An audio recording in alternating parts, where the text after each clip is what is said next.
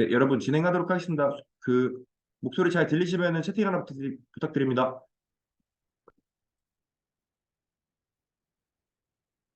뭐지? 제가 지웠어. 네, 잘 들리시죠? 네, 네, 그러면 수업 진행하도록 하겠습니다. 오늘은 현혜지님께서 사회초년생을 위한 소액 부동산 투자 강의를 진행하도록 하겠습니다. 네, 여러분 오늘 하루도 열심히 수업 들으시길 바랍니다.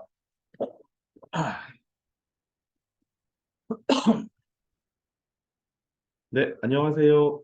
재테크 올인원 패키지에서 소액 부동산 투자 파트를 강의하게 된 허니제이라고 합니다. 반갑습니다. 네, 오늘 강의의 목차인데요. 오늘 뭐 저를 아시는 분들도 계시고 모르시는 분들도 있을 수 있기 때문에 저에 대한 프로필에 대한 거를 간단하게 소개를 드리고, 그다음에 강의에 앞서서 제가 여러분들께 드리고 싶은 말씀을 좀 드려볼까 해요. 그리고 그거에 이어서 오늘 강의는 좀 스토리텔링 형식으로 진행해 보려고 합니다. 그래서 저 허니제이가 어렸을 때 어떻게 살았는지, 그다음에 회사 생활을 하다가 어떻게 자영업자가 돼서 인생을 바꾼 첫 부동산 투자는 어땠는지, 첫 부동산 투자를 성공적으로 마치고 나서 구체적 인생의 목표를 설정하기 시작했어요. 더 열심히 부동산 투자를 하기 위해서. 그래갖고 제가 구체적 인생 목표를 설정하는 방법, 그다음에 투자 전 나만의 투자 원칙을 만드는 방법, 네, 요거에 대해 설명을 좀 드릴 예정이고요. 제가 조금 전에 인사할 때도 말씀드렸었지만, 저 같은 경우는 부동산은 약간의 인문학적인 면이 없지 않아 있다고 생각을 하기 때문에, 네, 부동산하고 친해지는 방법. 저 같은 경우는 부동산을 8년 동안 하루도 빠지지 않고 매일매일 다녔거든요. 그러면서 부동산 소장님하고 굉장히 친해졌고, 지금은 가족 같은 사이가 됐고, 친해져서 굉장히 좋은 투자를 많이 진행을 했었어요. 예, 소위 말하면 좋은 매물을 많이 제안을 받아가지고, 그렇게 해서 투자를 진행했었습니다. 그래서 저만의 부동산하고 친해지는 방법에 대해서 설명을 드릴 거고요. 본격적으로 오늘 강의가 소액 부동산 투자에 대한 강의니만큼, 소액 부동산 투자가 가능한 오피스텔에 대해서 설명을 좀 드려볼까 합니다. 그래서 오피스텔이란 뭔지, 그 다음에 뭐 아파트나 이런 쪽에 투자했던 분들이 대부분 얘기하시는 게 오피스텔이 돈이 돼? 뭐 오피스텔은 뭐 세금 먹는 하마 아니야? 뭐 오피스텔은 황금성이 안 좋아. 뭐 이런 오해들을 좀 많이 하시는데, 오늘 이 강의를 통해서 그런 오해를 다 불식시켜 드릴 예정입니다. 그래서 그 부분에 대한 걸 말씀을 드릴 거고요. 그 다음에 그러면 오피스텔 투자가 좋다고 하는데 그럼 오피스텔 매수는 언제 해야 돼? 이런 거에 대한 것도 제가 오늘 다 설명을 드릴 거고, 그 다음에 오피스텔 매수를 할 때 고려할 점에 대한 것도 다 말씀을 드릴 예정이에요. 그래서 여기까지 말씀을 드리고 나면 제가 지금까지 해왔던 소액 부동산 오피스텔 투자법에 대해서 설명을 드려볼까 합니다. 요거에 대한 거는 제가 이제 이름 붙이기를 오피스텔 풍차 돌리기라고 이름을 붙였는데, 그래서 이 오피스텔 풍차 돌리기를 통해서 어떻게 부동산 투자를 진행을 하는지, 그러면 이 오피스텔 풍차 돌리기를 통해서 부동산 투자를 성공을 하고, 그다음에 이 부동산을 통해서 금융상품처럼 활용하는 방법까지 설명을 드릴 예정입니다. 네, 그래서 저는 이 오피스텔 풍차 돌리기라는 방법으로 총 10개의 부동산을 보유를 하고 있는데, 요거에 대한 것도 간단하게 언급을 하고, 그 다음에 이 10개의 부동산 투자 중에서 한 4가지 사례를 들어가지고 실전 투자 사례를 설명을 드려볼 거예요. 그리고 올해 초부터 좀 문제가 됐던, 이슈가 됐던 일이 있었는데, 그게 바로 전세 사기 사건이잖아요. 그래서 전세 사기 사건 이후에 소형 오피스텔 투자 트렌드가 좀 바뀌었어요. 그래서 그 바뀐 투자 트렌드에 대해서 설명을 드려볼 예정입니다. 그리고 전세 사기 사건 이후에 이제 임차인들이 불안해할 거 아니에요. 그래서 그 대부분의 임차인들이 전세 보증보험을 가입하려고 많이 합니다. 그래서 전세 보증보험 가입가액 계산법에 대한 걸 간단하게 언급을 드릴 거고요. 마지막으로 이 강의를 뭐 마치는 입장에서 소액 부동산 투자 시 꼭 기억할 점에 대해서 한 번 더 집어드릴 예정이에요. 그리고 이제 정말 마지막으로 결제 프로처럼 저 같은 경우는 LH 공공임대를 활용해가지고 내 집 마련을 했거든요. 그래서 최근 들어서 LH 공공임대에 대한 문의를 좀 많이 받았어서 요거에 대한 것도 간단하게 설명을 드려볼 예정입니다. 네, 그렇게 해서 오늘의 강의는 이런 순서로 진행을 하도록 하겠습니다. 네, 그러면 제 소개부터 먼저 드릴게요. 저는 자영업자이자 프로 엔잡러입니다. 네, 그래서 회사 생활을 제가 이제 IT 영업사원으로 시작을 해서 마케팅 부서, 전략기획 부서를 거쳐가지고 16년 정도 회사 생활을 했어요. 그래서 회사 생활을 16년간 하다가 예, 이제 자영업자의 길로 들어서게 됩니다. 첫 시작이 PC방 운영인데요. 그래서 이제 제가 지금 원래 PC방을 3개를 운영하고 있었어요. 서울에 1개, 광교에 2개. 그러다가 코로나19가 터지면서 광교에 있는 2개 중에 하나를 접고 지금 현재는 PC방 2개를 운영 중에 있습니다. 그리고 이어서 제가 또 메인 잡 중에 하나인 광고 영상 제작 회사를 운영 중에 있거든요. 그래서 이제 이게 뭐냐면 영상에 대한 건 다 한다고 보시면 돼요. 뭐 기업 홍보 영상부터 공공기관, 그다음에 공기업 홍보 영상, 뭐 심지어는 뮤직비디오까지 요즘에는 유튜브 콘텐츠까지도 진행을 하고 있습니다. 그다음에 아까 엔잡러라고 제가 말씀을 드렸잖아요. 그래서 추가적으로 뭐 아시는 분은 아시겠지만 저 같은 경우는 법원 입회 알바도 진행을 하고 있고 반려견 소변 전용 화장실 사업도 진행을 하고 있고 그다음 기타 등등 또 다른 것도 여러 가지 하고 있어서 총 하고 있는 일이 개수로 따져보면 거의 9개, 10개 정도 됩니다. 근데 여기서 추가적으로 제가 올해 1월 31일 날 인스타그램 첫 피드를 올리기 시작했는데 감사하게도 6월 달에 10,000명이 넘었고 7월 달에 13,000명이 넘었어요. 그래서 지금은 13,000명의 팔로워를 보유하고 있는 부동산 계정을 운영 중에 있습니다. 그래서 인스타그램과 네이버 블로그를 통해 가지고 온라인 사업 수익화도 진행을 하고 있어요. 뭐 제이로드님하고 같이. 그래서 소액 부동산 투자 강의도 하고 있고요. 황제 임장도 하고 있고 부동산 컨설팅도 하고 있고 뭐 이와 더불어서 뭐 다양하게 온라인 사업도 수익화를 진행을 하고 있습니다. 그다음에 저의 새로운 도전으로 제가 영상 제작 업체를 운영하다 보니까 클라이언트들이 여러 가지 행사들을 좀 많이 진행하는 경우가 있거든요.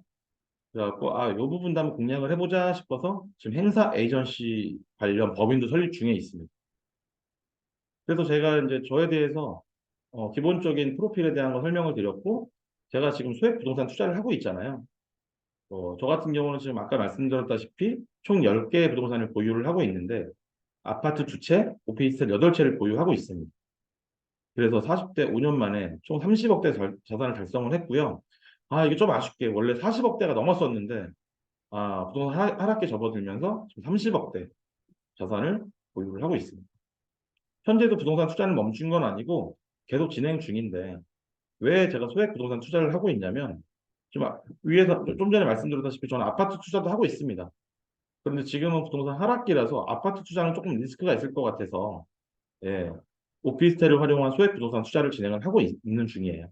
그래서 오늘 여러분들한테는 그거에 대한 방법론적인 걸 설명을 드려볼까 합니다. 네, 이것으로 제 소개는 마치도록 하고요.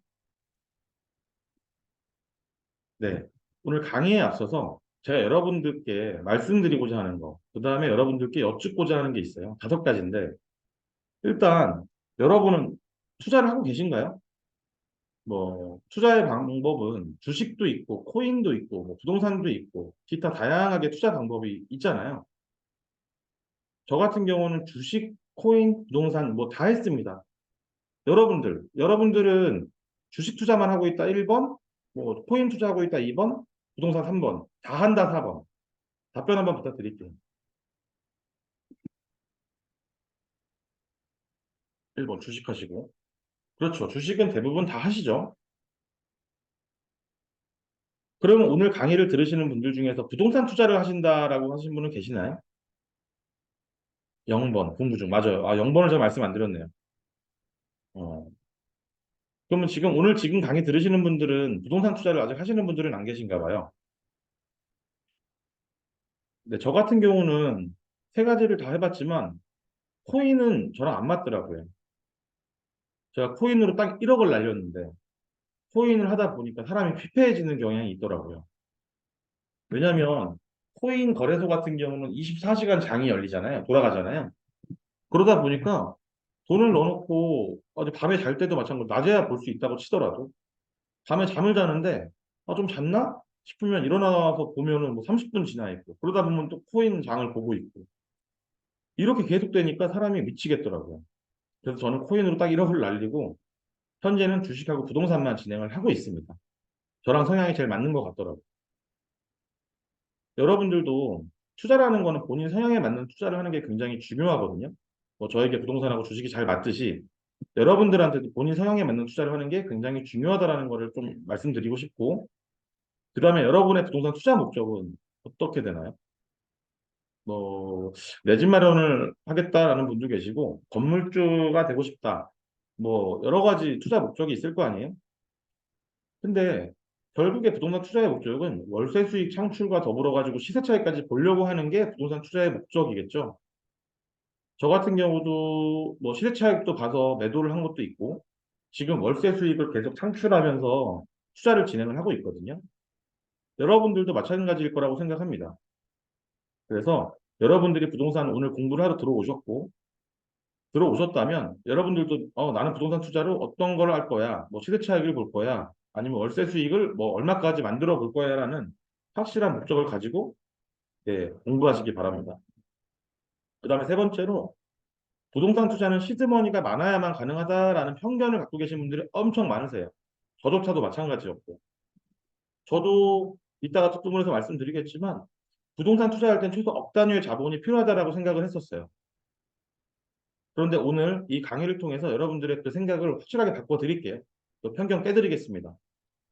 제가 해보니까 부동산 투자는 시드머니가 많이 없어도 투자는 충분히 가능하고 심지어는 월세 수익도 창출할 수 있어요.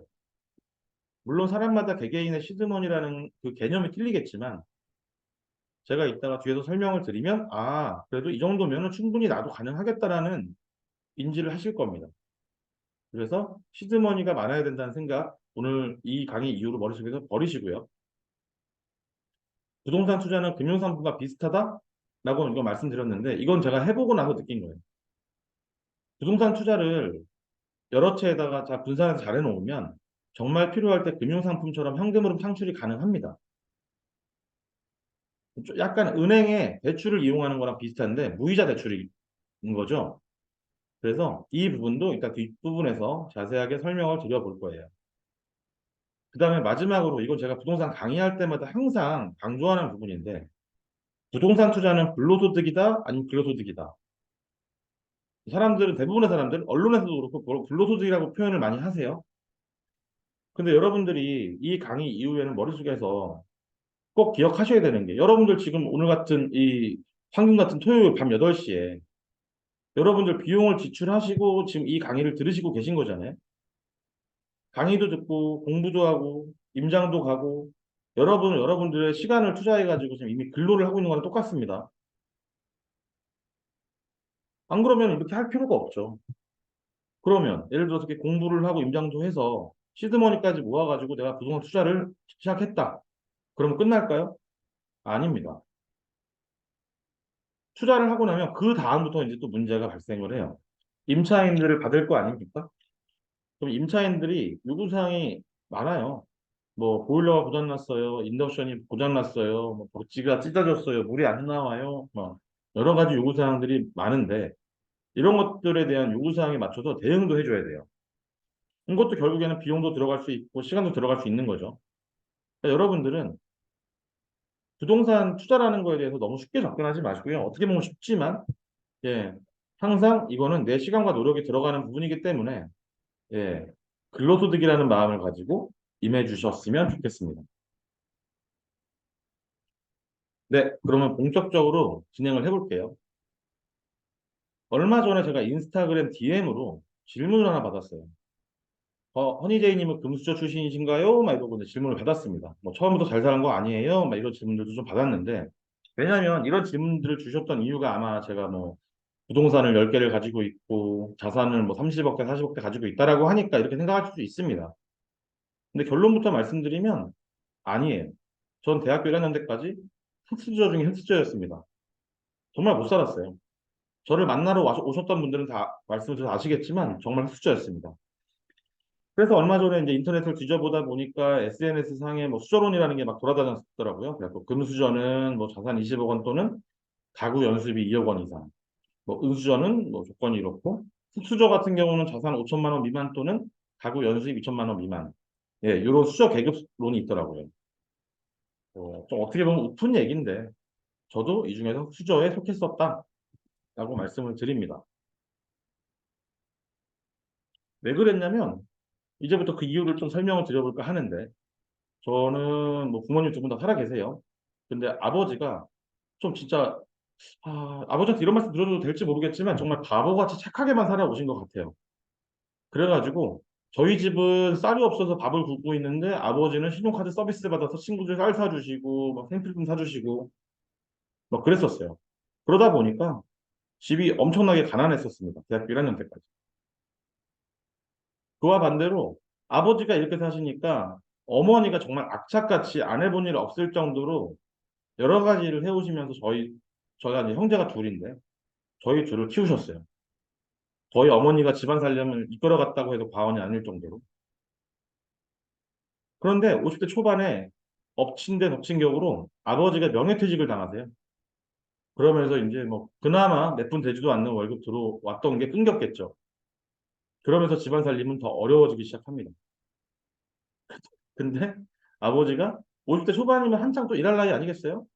근데 뭐 나름 또 부동산 공부를 뭐 하시겠다며 신한 부동산에서 6개월 정도 요즘에 말하면 뭐 소위 말하면 부동산 공인중개사 보조원이라고 하죠. 공인중개사로 보조원으로 근무를 하시면서 공인중개사 시험을 준비를 하세요. 결과는 떨어졌습니다. 시험은 떨어졌고. 그런데 이 근무하는 중에 갑자기 아버지한테 천운이 찾아와요.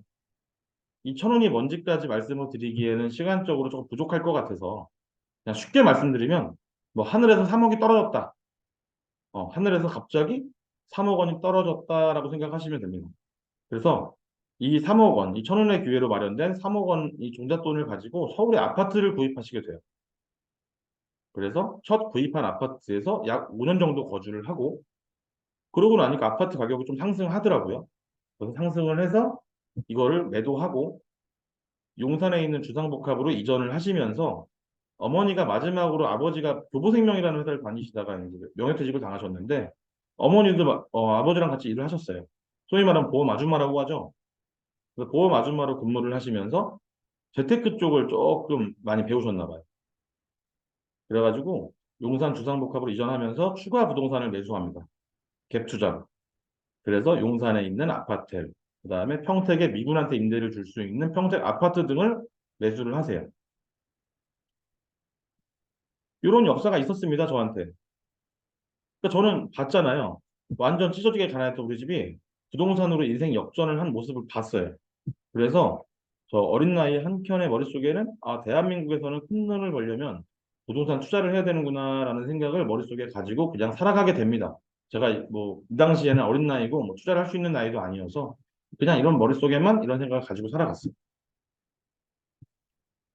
그러다가 뭐 회사를 들어가게 돼서 IT 영업사원으로 마케팅 전략기획 부서까지 거쳐서 16년간의 회사 생활을 하게 됩니다. 네, 회사에서도 나름 열심히 했어요. 그래서 회사 생활을 하다가 이제 나이 더 먹기 전에 자영업을 한번 해볼까라고 해서 이제 첫 자영업자로 시작하게 된 게 PC방을 오픈하는 겁니다. 광교에다가. 그런데 PC방이 자리 잡기 전까지 회사를 그만두지 않았어요. 한 1년 정도는 병행했습니다. 근데 이제 너무 힘들더라고요. 그래서 PC방이 완전히 자리를 잡은 이후에 회사를 퇴사하고 PC방 운영에 전념을 하게 됩니다. 근데 이제 보통 부동산 계약이라는 게 아시겠지만 2년 계약을 하고 3년 차부터는 매년 계약 갱신을 하게 돼요. 그래서 이제 PC방이 잘 된다 싶어서 이제 하다가 이제 3년 차가 되길래 계약을 다시 하려고 임대인이랑 통화를 하는데 임대인이 밑도 끝도 없는 요구를 합니다. 현 임대료 기준 100% 인상을 해달라고 요구를 해요. 제가 그 당시에는 임대차 보호법상 법적 인상률이 9%였거든요. 지금은 5%입니다. 근데 그 당시에는 법적 인상률이 9%였기 때문에 저하고 이제 임대인하고 의견 충돌이 일어나기 시작하죠. 그래서 전화 와가지고는 도저히 답이 안 나오겠다 싶어서 오세요라고 해가지고 임대인하고 직접 만나게 됩니다. 그래서 커피숍에서 만나서 얘기를 하는데도 말이 안 통해요. 그냥 자기는 무조건 100% 올리든지 아니면 나보고 퇴실을 해라라고 얘기를 합니다. 그래서 그러지 마시고 그럼 가까운 부동산에 들어가 봅시다. 그래서 물어봅시다라고 해서 얘기를 했죠. 그래서 커피숍에서 나와가지고 눈앞에 보이는 부동산을 그냥 들어가게 됩니다. 그래서 그 부동산에서 얘기를 나눠봤더니 부동산에서 당연히 제 편이겠죠. 왜냐하면 법적으로 정해진 거니까. 그래서 부동산에서 임대인이 아닌 제 편을 들어준 거예요. 그랬더니 임대인이 뭐, 야, 이 사기꾼 새끼들아 이러면서 갔어요, 그냥. 그리고 나서 임대인이 그 다음날 전화가 와서, 그냥 9%만 올리시죠? 라고 얘기를 하고, 임대인하고는 이제 마무리를 졌죠. 근데 제가 이제 이 당시만 해도 재테크의 재자도 몰랐고, 부동산의 부자도 몰랐기 때문에, 저는 그냥 부동산이 제 편을 들어줬구나라는 감사한 마음에, 다음날 음료수를 사들고 부동산에 방문을 하게 됩니다. 지금 그 부동산이 제가 강의를 하고 있는 이 부동산이에요. 8년 동안 매일매일 오게 된 부동산. 그래서 이제 음료수 사들고 부동산에 딱 갔는데 너무 바쁘신 거예요. 그래갖고 15분 정도 앉아 있는데 왠지 내 눈에 들어오는 사람이 한 명이 있었어요. 한눈에 멘토라는 걸 알아봤어요. 제 멘토가 될 사람이라는 걸 알아보고 저분하고 친해지면 내가 왠지 부자의 길로 갈 수 있을 것 같다라는 생각이 들었습니다. 그래서 이때부터 하루도 안 빼고 부동산을 운 게 8년째 된 겁니다. 여기서 말씀드리고 싶은 건 여러분들 아까 제가 목차 때 말씀드렸지만 부동산 같은 경우는 어쨌든 간에 부동산에 성공하고 싶으면 부동산을 자주 와야 될 거 아니에요. 친해져야 될 거 아닙니까? 예, 매일매일 부동산에 방문하고 이 꾸준함이 중요하다고 생각을 합니다. 그래서 여러분들도 오늘 강의를 들으시고 네, 부동산에 대한 관심을 매일매일 꾸준하게 가지시기 바라고 여러분들이 만약에 정말 부동산에 대해서 진지하다라고 말씀을 이렇게 생각을 하신다면 정말 친한 부동산 하나 만들어서 꾸준하게 방문을 해서 나만의 멘토를 만드는 것도 굉장히 중요합니다. 그리고 이렇게 저는 8년 동안 매일, 8년 중에서 3년 동안 부동산을 매일매일 방문하긴 했는데 제가 성격이 좀 쫄보예요.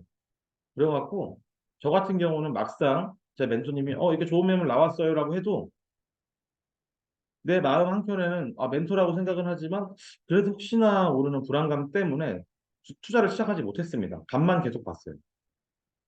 그러다가 이제 우연한 기회로 인생의 첫 부동산 투자를 시작하게 됩니다.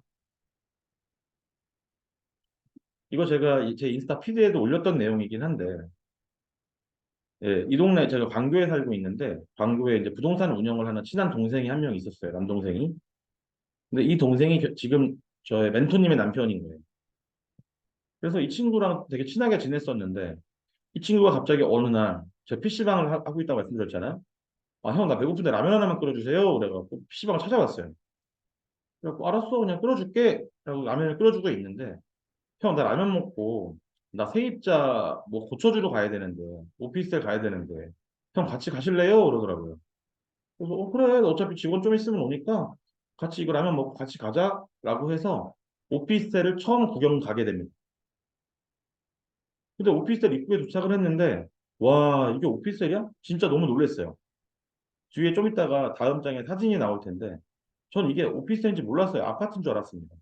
그래서, 야, 생긴 게 아파트인데? 라고 얘기했는데, 막상 오피스텔 내부를 또 들어가 보니까 더 아파트 같은 거예요. 오피스텔을, 제가 생각했던 오피스텔은 정말 소형 원룸 오피스텔만 생각했었는데, 방 3개, 화장실 2개가 있는 겁니다. 그래가지고, 와, 이거 진짜 아파트랑 거의 동일하구나. 라고 생각을 하고 있었어요, 머릿속에. 근데 이제 그 동생이, 같이 간 동생이, 형, 이거 얼마면 살 수 있을 것 같아? 라고 물어보는 거예요. 그러면서, 나 이거 세입자 화장실 수리하는 동안에, 형 한번 생각해봐봐. 이거 얼마면 형이 살 수 있을지? 라고 질문을 던져놓고, 화장실 수리를 하게 됩니다. 예, 그 동생은 저한테 질문 던져놓고 이제 화장실 수리를 열심히 했겠죠. 그래서 머릿속으로 혼자 생각을 합니다. 이 정도면 방세개 화장실 2개면 3억, 뭐 2억, 3억, 아무리 못해도 오피스텔인 거 감안해도 3억은 있어야 되는 거 아니야? 막 이 생각을 했었어요. 예, 거의 중형 아파트, 25평형 아파트 수준이니까.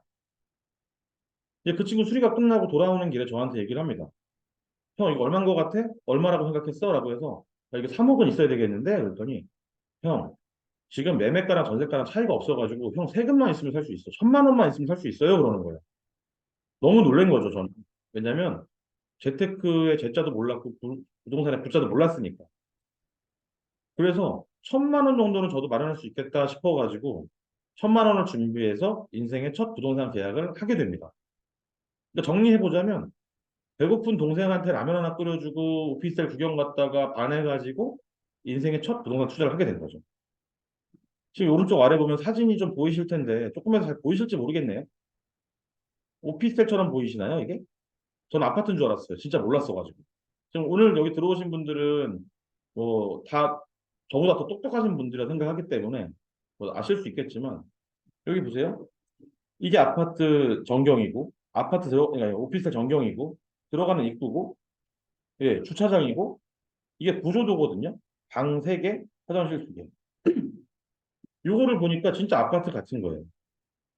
그래서 어쨌든 제 인생의 첫 부동산 투자는 이렇게 진행이 됩니다. 여러분 잠깐만 선풍기만 금방 끄고 올게요.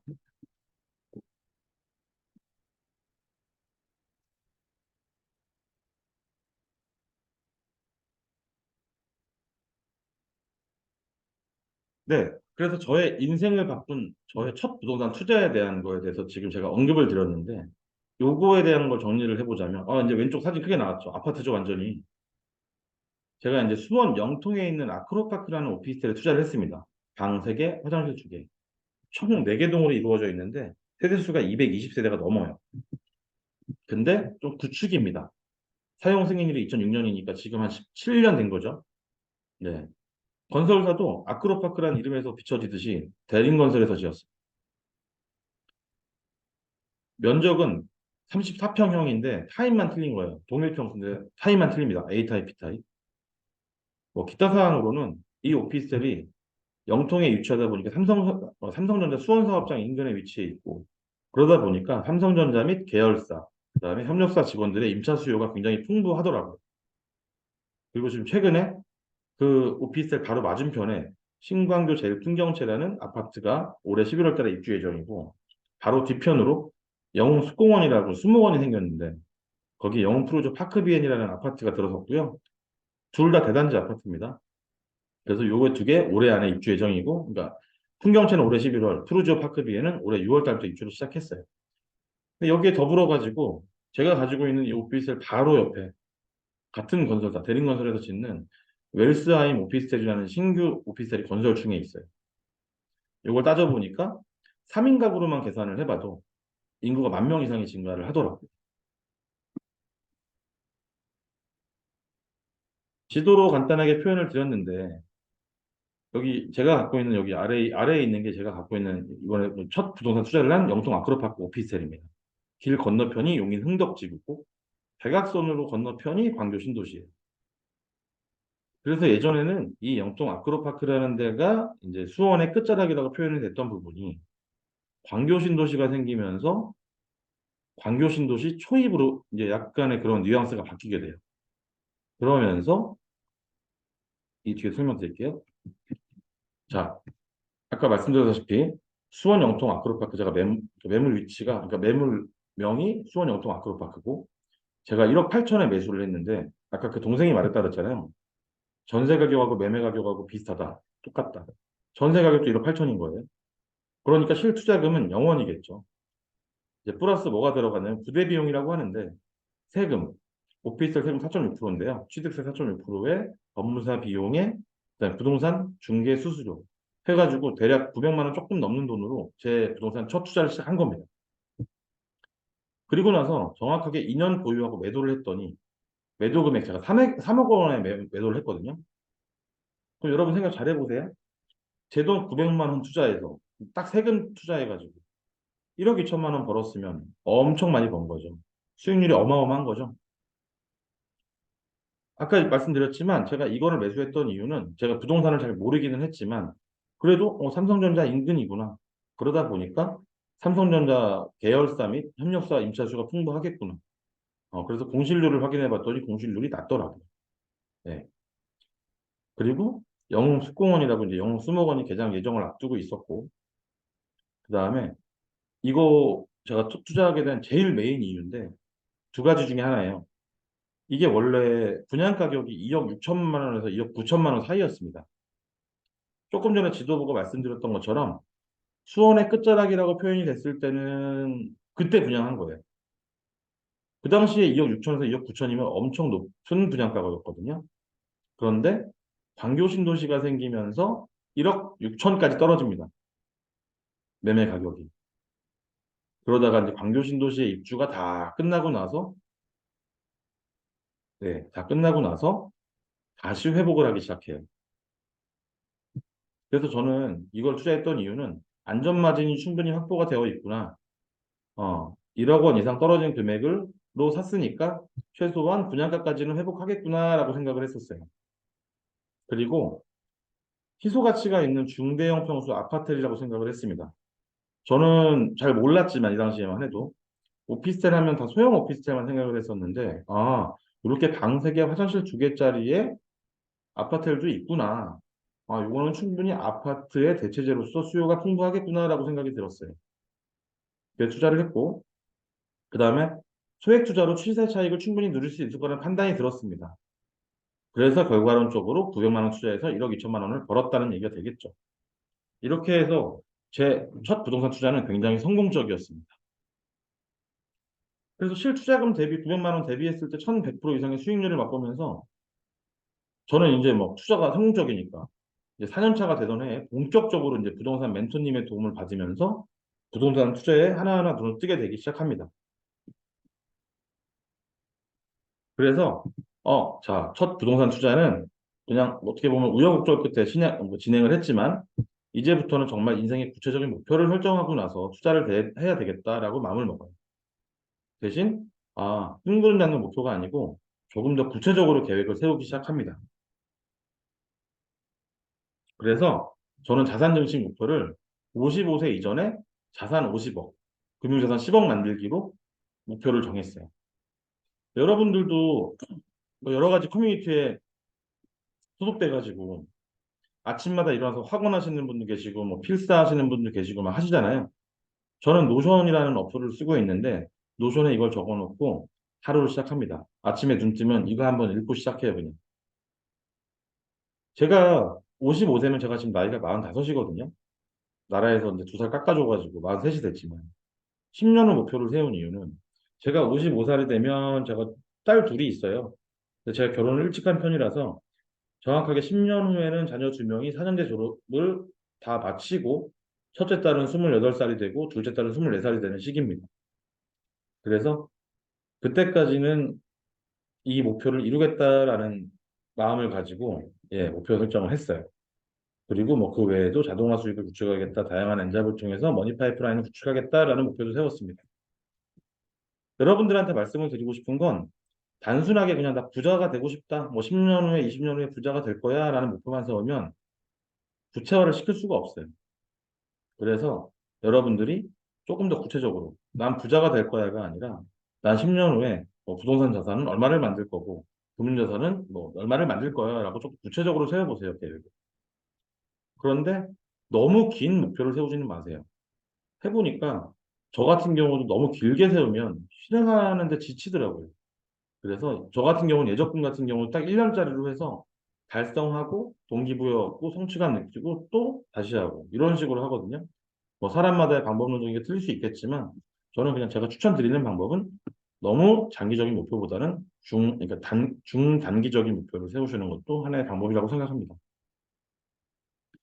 이렇게 처음에 자산 증식 목표를 세워놓고 부동산에 대한 목표를 이제 설정을 해보세요. 저 같은 경우는 오피스텔 풍차 돌기 방식으로 월세 수익형으로 전환을 하겠다라고 말씀을 드렸고, 이것도 어떻게 보면 머니 파이프라인을 구축하는 거잖아요. 월세 수익이 500에서 700만 원이면.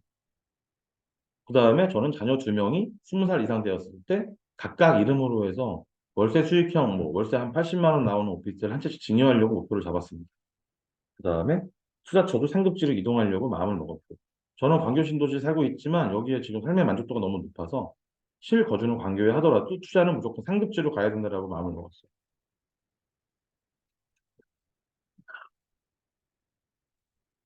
그래서 나의 부동산 투자의 성공을 위해선 여러분들이 좀 더 구체적으로 목표를 설정하시기 바랍니다. 그 다음에 금융 쪽도 마찬가지예요.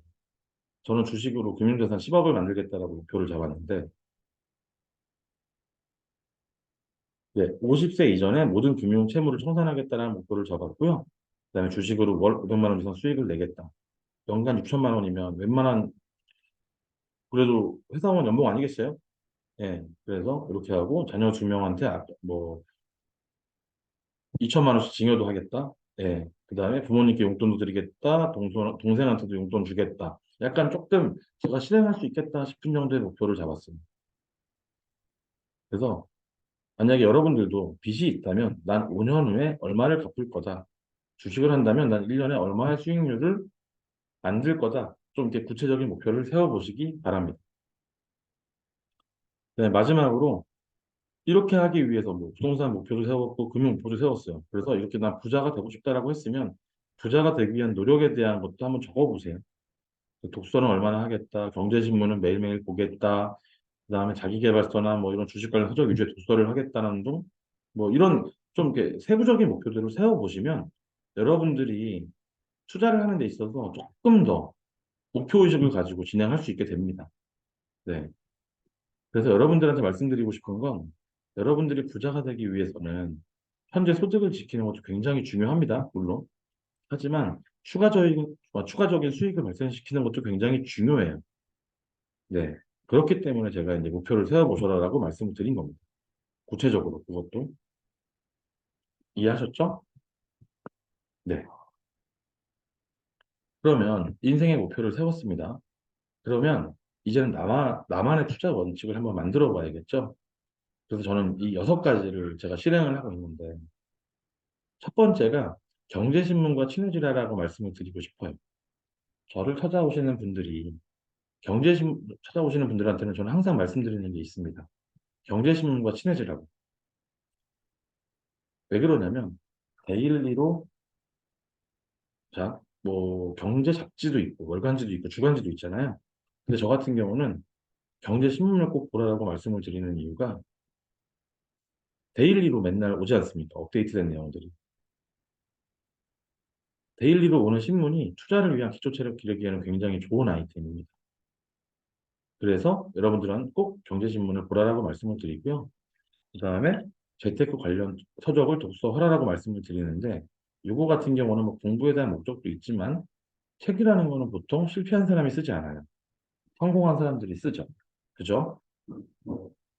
그래서 성공한 투자 선배들의 경험을 간접적으로나마 경험하고 동기부여를 얻으시라고 독서를 꼭 하라고 말씀드립니다. 그 다음에 아까 녹차에서 말씀드렸지만 본인 성향에 맞는 투자를 하는 게 굉장히 중요하다. 그래서 그게 주식이 됐던 부동산이 됐던 코인이 됐던 여러분들 성향에 맞는 투자를 꼭 하시고 네 번째로 제가 빨간색으로 칠해놨는데 오늘 이 강의는 어쨌든 소액 부동산 투자 강의이기 때문에 부동산 얘기잖아요. 그래서 여러분들이 부동산하고 친해져야만 좋은 매물도 받을 수 있고 예, 투자에 성공할 확률이 높다. 뭐 호랑이를 잡으러 호랑이 굴에 들어가라는 말도 있듯이 부동산하고 친해지면 부동산 투자를 하려면 부동산하고 친해지는 게 당연한 얘기겠죠. 네. 그다음에 다섯 번째로 나만의 투자 원칙을 만들어라. 여러분들 지금 보시면 이러신 분들이 계세요. 공부를 위한 공부를 하시는 분들이 계신단 말이에요. 뭐 예를 들어서 나 이번 달에는 나 신문도 맨날 봤고 책도 4권 읽었고 재테크 관련 책만으로도 4권 읽었다. 뭔가 보람차요. 뿌듯해. 그렇다고 해서 투자에 성공한 건가요? 아니죠. 공부도 하고 여러분들이 열심히 시드머니 모아서 정말로 실행을 해야 될 거 아니에요. 투자를 하나라도 해봐야 본격적으로 여러분들이 공부를 더 하게 됩니다. 그렇기 때문에 여러분들이 나만의 투자 원칙을 세워서 저는 항상 얘기합니다. 플레이어가 되라고. 관중 그만하시고 플레이어가 되라고. 예, 여섯 번째로 투자 러닝메이트를 만들어라라고 말씀드리는데 이게 저도 투자를 해보니까 아무리 멘토가 있지만 외로워요. 이게 혼자 하는 게 외롭습니다. 저 같은 경우는 광교에 재테크 패밀리들이 좀 있어요. 그래갖고 이 친구들과 같이 신문 스터디도 하고 독서도 같이 하고 책도 돌려보면서 임장도 한 번씩 같이 가고 이렇게 합니다. 그래서 투자 러닝메이트를 만들었어요.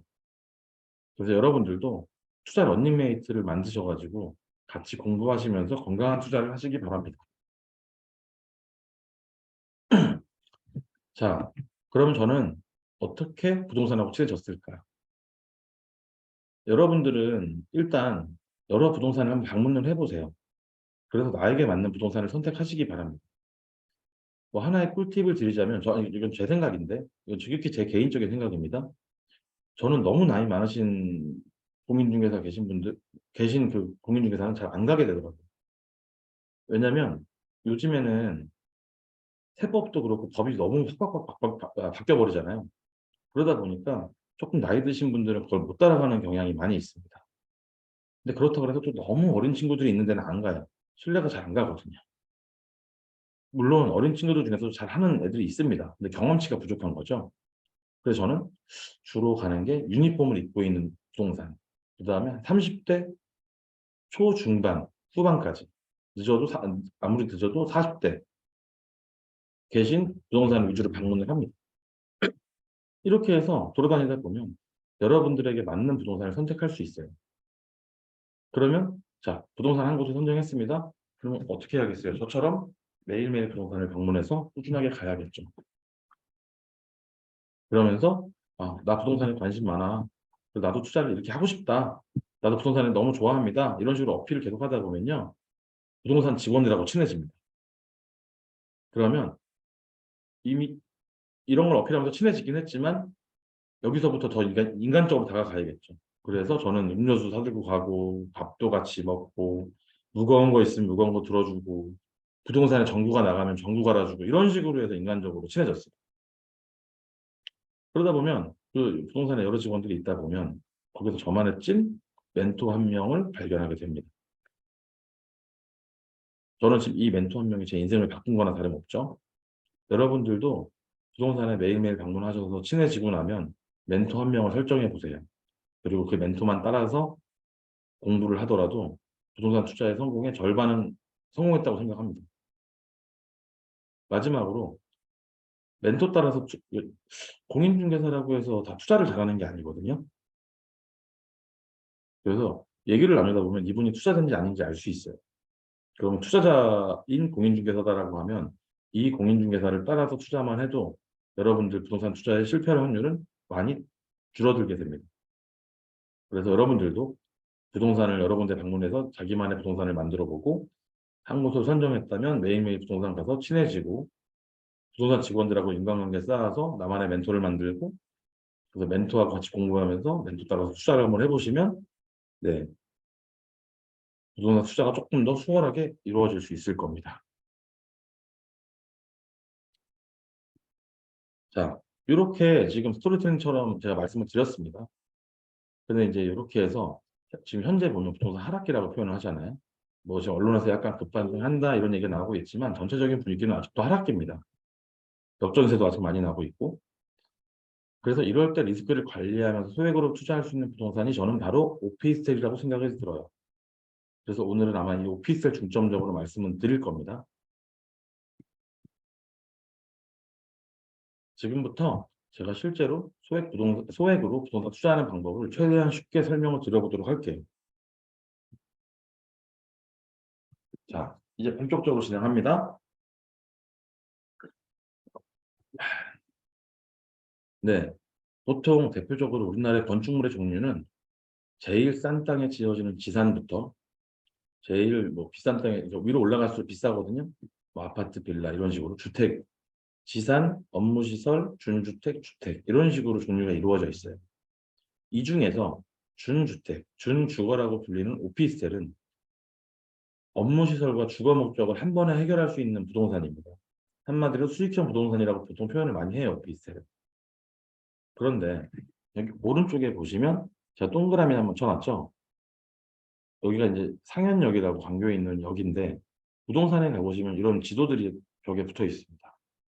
근데 여기 보시면 이 동그라미 친 데가 빨간색으로 표시되어 있죠. 여기가 바로 상업지구라고 표현을 합니다. 그러니까 부동산 가서 지도를 보실 때 빨간색은 상업지구예요. 상업지구는 제일 비싼 땅이라고 표현을 합니다. 왜 비싸냐? 중심지거든요. 인프라가 풍부하고 역세권에 보통 이 빨간 땅이 있습니다. 그래서 이따 뒤에서 구체적으로 설명을 드리겠지만 이 상업지구, 비싼 땅에 건축되는 오피스텔의 경우에 땅값 자체가 비싸고 그렇죠? 왜냐하면 상업지구는 비싼 땅이다. 비싼 땅에 건물이 지어진다? 그럼 당연히 비싸겠죠. 그리고 우리나라 같은 경우는 대부분의 부동산이 선분양을 하잖아요. 여러분들 쉽게 설명을 드려볼게요. 여러분들이 만약에 시행사라고 생각을 해봅시다. 그럼 여러분들이 만약에 오피스텔을 분양하는 시행사라고 생각하시면 자, 이제 건물 짓는데 한 2, 3년 걸리잖아요. 그러면 손님들한테 여러분 3년 후에 지금 분위기가 안 좋아서 가격 떨어질 것 같아요 라고 얘기합니까? 아니면 3년 후에 더 좋아질 겁니다. 그래서 오피스텔 가격이 올라갈 거예요 라고 얘기합니까? 투자죠. 이 얘기는 반대로 얘기하면 그러니까 오피스텔 같은 경우는 선분양을 통해서 미래 가치가 반영이 돼 있다라고 판단을 하시면 됩니다. 그럼 여기서 답 나왔죠? 상업지구는 비싼 땅이다. 비싼 땅에 건축이 돼서 오피스텔이 건축이 되는데 그래서 비싼 것도 있지만 우리나라 같은 경우는 선분양을 하기 때문에 미래 가치까지 반영이 돼서 분양가 자체가 높을 수밖에 없다. 혹시 이해되셨나요? 이해되셨으면 1번, 안 되셨으면 2번.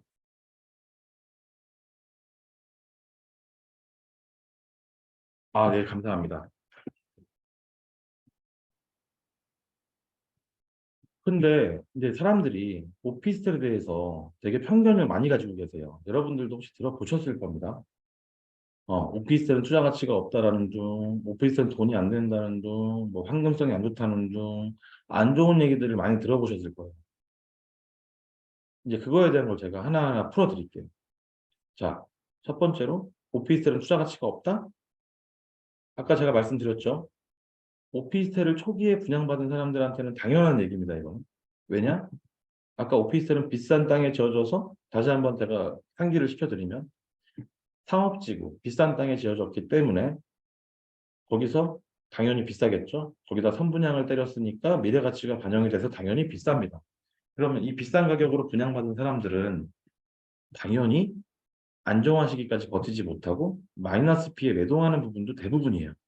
그렇기 때문에 수익을 못 봤으니까 당연히 오피스텔에 대해서 싫어하겠죠. 수익을 봤으면 좋아했겠죠. 우리는 이렇게 해서 이 사람들이 던지는 마피에 던지는 물건을 매수하는 게 차라리 낫다. 분양받을 바에는 차라리 이 사람들이 던지는 마이너스 피해 나오는 물건을 매수하면 됩니다. 두 번째로, 자, 오피스텔은 돈이 돼? 아파트만 돈 되는 거 아니야? 라고 얘기하시는 분들도 계세요. 자, 아까 오피스텔은 뭐라 그랬죠? 수익형 부동산이라고 말씀드렸습니다. 수익률은 관건이에요. 예를 들어서 여러분들이 시드머니가 3억 원이 있다고 가정을 해봅시다. 자, 아파트에 3억을 투자해서 3억을 벌었으면 수익률 100%죠. 그죠? 근데 여러분들이 시드머니가 부족해서 2천만 원만 있었어. 그러면 2천만 원은 오피스텔 2천만 원 가지고 아파트 투자 못해요? 그러면 2천만 원이 시드머니가 있어서 오피스텔에 2천만 원 투자해가지고 2천만 원을 벌었다고 생각해 봅시다. 똑같이 수익률은 100%죠. 근데 사람들은 수익률 100%를 보지 않습니다. 그냥 3억을 벌었다만 보는 거지. 금액만 보는 거예요. 그래서 오늘 여러분들이 이 강의를 들으면 얼마를 벌었어가 아니라 몇 프로 수익률이야 라고 머릿속에 좀 인지를 하셨으면 좋겠어요. 여러분들이 당연히 시드머니가 많으면 예, 시드머니가 5억 있어서 5억 벌었으면 땡큐죠. 근데 오늘 이 강의를 들으시는 분들은 소액 부동산 투자에 관심이 있어서 들어오신 분들이잖아요. 시드머니가 그만큼 많이 없단 말이에요. 그렇기 때문에 오피스텔은 수익률이 관건이다. 돈이 안 되는 게 아니다. 이해하셨나요? 그 다음에 세 번째로 오피스텔은 황금성이 안 좋다라는 말이 있는데 이거는 반은 맞고 반은 틀린 얘기입니다. 입지가 좋지 않은 곳의 오피스텔 같은 경우는 황금성도 안 좋고 수익률도 안 좋아요.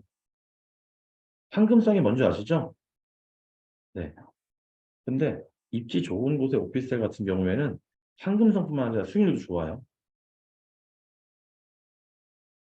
그러니까 이 세 가지에 대한 사람들이 오해가 있는데 그 오해를 제가 오늘 풀어드리려고 말씀드린 겁니다. 네. 이해하셨을 거라고 생각을 하고요. 그래서 제가 여기서 간단하게 정리를 하면 오피스텔은 절대 초기에 분양받지 말자라고 말씀을 드립니다. 왜 분양받지 말라는지 다 이해하셨죠, 여러분? 네, 감사합니다. 그러면 자, 알았어. 오피스텔 분양 안 받을게. 네 말 듣고. 그러면 오피스텔 언제 매수해야 되는데? 라고 물어보실 거 아니에요. 네. 다시 한번 정리해 드립니다. 오피스텔은 초기 분양할 때 사면 가장 비싸다. 그래서 초기 분양 후에 오피스텔이 완공되기까지 보통 건물 지어지는데 한 2년에서 3년 걸리잖아요. 네. 그래서 2, 3년 후에 오피스텔 입주장이 시작되고 나면, 예를 들어서 볼게요. 자, 오피스텔이 만약에 2,500세대짜리 오피스텔이 들어왔다. 그러면 이게 완공이 되면 한 번에 2,500세대가 입주장이 풀리는 거잖아요. 입주가 시작될 거 아닙니까? 그러다 보니까, 만약 그렇다고 하면 수요 대비 공급이 많다 보니까 전 월세 가격은 하락하고 이로 인해 가지고 매매 가격도 하락하는 거예요. 심지어 아까 말씀드렸던 마피까지 발생을 합니다.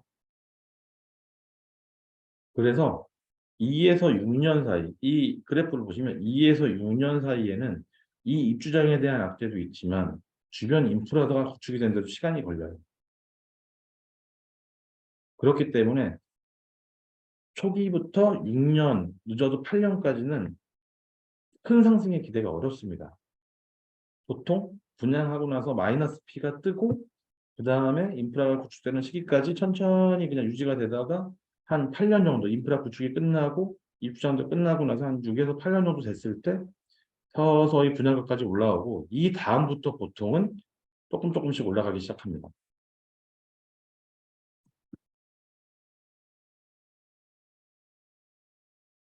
그래서 언제서라고?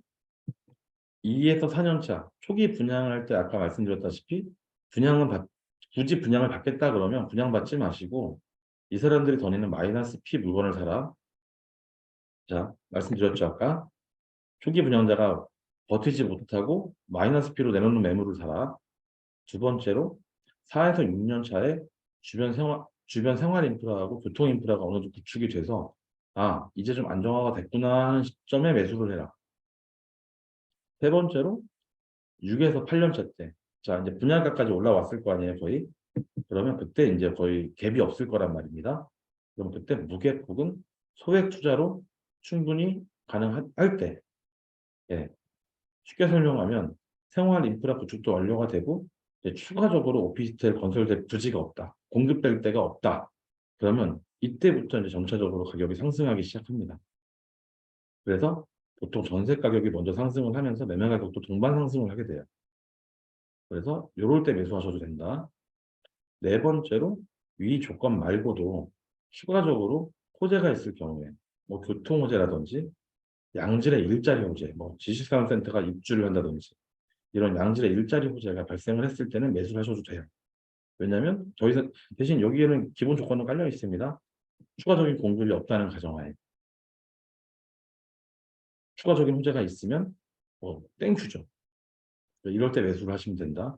마지막으로 매년 6월 1일 이전에 나오는 급매물들이 있어요. 왜 6월 1일 이전에 나오는 급매물들이 있을까요? 다주택자 같은 경우에는 보유세 결정 기준일이 6월 1일입니다. 그래서 6월 1일 이전에 보통 6월 1일 기점으로 해서 재산세도 재산세도 결정이 되고 그다음에 종합부동산세도 결정이 돼요. 그러다 보니까 세금 부담이 무서운 다주택자들 같은 경우에는 6월 1일 이전에 급매로 처분하는 경우가 많습니다. 그래서 요럴 때 매수하시면 된다라고 말씀을 드릴게요. 지금까지 이해 다 되셨죠? 이따가 질문을 받겠습니다. 자, 그러면 오피스텔 매수할 때 고려할 점이 뭐뭐가 있겠는가라고 설명을 드리면 역세권인지 아닌지. 자, 오피스텔 여러분들 아파트는 뭐 초품하다 뭐다 해서 조건이 많잖아요. 이런 소형 오피스텔, 소액으로 투자할 수 있는 소형 오피스텔 같은 경우에는 학교가 중요할까요? 근처에 학교 있는 게 중요할까요? 아니죠. 소형 오피스텔 같은 경우는 직주 근접이라는 단어를 들어보셨을 겁니다. 직주 근접이 굉장히 중요해요. 왜냐하면 1인 가구들이 보통 사니까 학교 같은 경우는 가족들이 살아야 중요하겠죠. 자녀들을 키우는 데 중요한 아이템인 거고 소형 오피스텔 같은 경우는 직주 근접이 굉장히 중요합니다. 그래서 역세권인지 아닌지 확인하셔야 되고 지하철이 지하철이 있으면 좋고 두 번째로 확인해야 될 게 버스나 고속도로가 잘 되어 있는지도 확인하시면 좋고 네.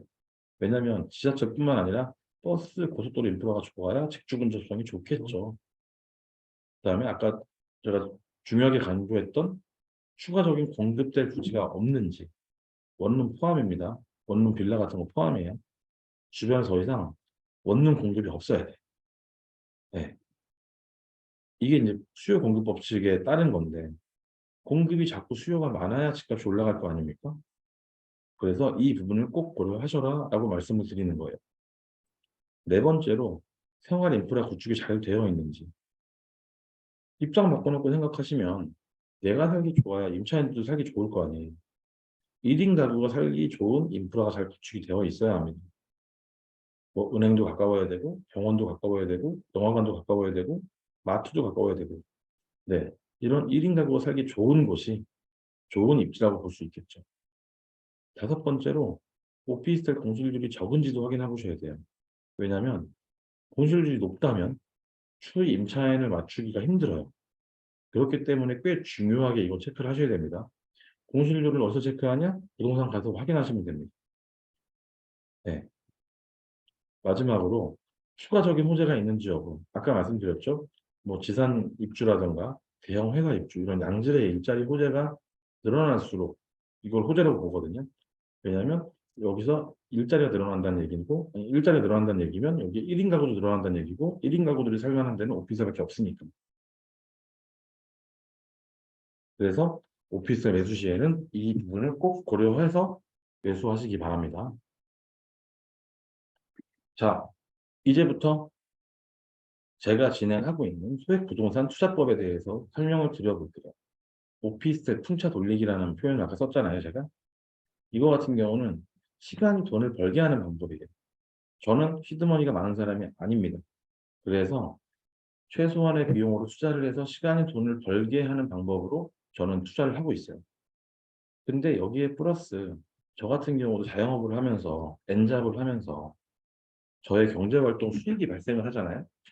그래서 여기서 나의 추가 자본까지 투입을 하게 되면 월세 수익은 극대화가 되겠죠. 예시를 들어서 한번 설명을 드려보겠습니다. 오피스텔이 소형 오피스텔 매매 가격이 한 채 기준으로 1억 5천만 원이라고 가정을 해볼게요. 전세 가격도 1억 5천만 원입니다. 자, 이렇게 되면 실투자금은 0원이죠. 갭이 없으니까. 무갭이니까. 그럼 여기에 비용이 뭐뭐 들어갑니까? 취득세 아까 얘기했던 오피스텔 취득세 4.6% 플러스 각종 수수료, 부동산 중개 수수료 플러스 법무사 비용 들어가겠죠. 그래서 이렇게 해서 1년에 두 채씩 해서 제가 이제 이 조건으로 해서 10채의 오피스텔을 매수했다고 가정을 해볼게요. 자, 가정을 해봤습니다. 생각만 해도 좋네. 10채 있다고 하니까. 자, 그러면 이렇게 해서 10채를 매수를 가정했어요. 그러면 2년 후에 오피스텔 한 채당 전세 가격이 700만 원씩 상승했다고 생각을 해볼게요. 이게 법적 상승률이 5%이기 때문에 약 5% 정도라고 가정을 하고 오피스텔 한 채당 15만 원씩 상승했다고 가정을 해봅시다. 그러면 제가 10개를 갖고 있다고 했죠. 그럼 10채를 가지고 있으니까 한 채당 700만 원씩 전세 보증금이 상승을 했다면 총 7천만 원이라는 현금 흐름이 창출되게 되죠. 그러면 이 전세 보증금 증액분 7천만 원을 가지고 어떻게 활용할 수 있겠어요? 추가적으로 자산을 불리기 위해서 오피스텔 한 채를 더 매수해도 되고, 아니면 이 10채 중에서 전세 계약이 만료되는 오피스텔을 순차적으로 단전세 형태의 월세 수익으로 바꾸는 거예요. 자, 무슨 말이냐? 자, 아까 1억 5천에 전세가 껴있는데 이제 한 채가 거의 만기가 다 됐어요. 그러면 이 사람이 나간대. 그러면 난 이 7천만 원을 여기다가 박아서 보증금 8천에 월세 얼마 이런 식으로 바꿔나가라는 얘기입니다. 근데 여기에 추가적으로 내가 벌어들인 소득이 있을 거 아니에요? 경제활동을 하면서. 그래서 만약에 3천만 원을 벌었다고 칩시다. 2년 동안. 그럼 이 3천만 원 플러스, 아니, 이 7천만 원 플러스 3천만 원까지 받게 되면 1억이 박힌 거잖아요. 그러면 저는 어떻게 되겠습니까? 한 채에 뭐 보증금 뭐 5천만 원에 월세 얼마. 이러면서 월세가 더 늘어나겠죠. 2년 후에도 마찬가지입니다. 같은 방법으로 증액되는 전세 보증금을 활용해서 점차 점차 한 채 한 채 월세 수익형으로 바꿔나가는 전략입니다. 이거는 기본적으로 조건이 있어요. 입지가 안 좋은 곳에 하시면 안 됩니다. 입지 좋은 곳을 말씀드리는 거예요. 뭐 어설프게 영종도, 뭐 공급이 앞으로도 너무 많은 데다 하시면 안 됩니다. 지금 이 부분 오피스텔 풍차 돌리기 내용 이해되셨나요? 이해되셨으면 1번, 안 됐으면 2번.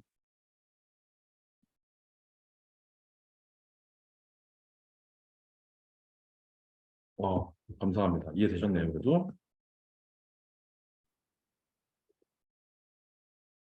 답이 없으신 분들은 이해가 안 되셨나 봐요. 어, 네. 감사합니다. 만약에 이해 안 되셨으면 제가 이제 뒤에 다시 한번 설명을 드릴게요. 잠깐만요. 음. 네. 전세로 처음에 돈이 없잖아요. 제가 시드머니가 없으니까 전세로 받은 후에 전세 만기 후에 월세로 돌리라는 말씀 맞습니다.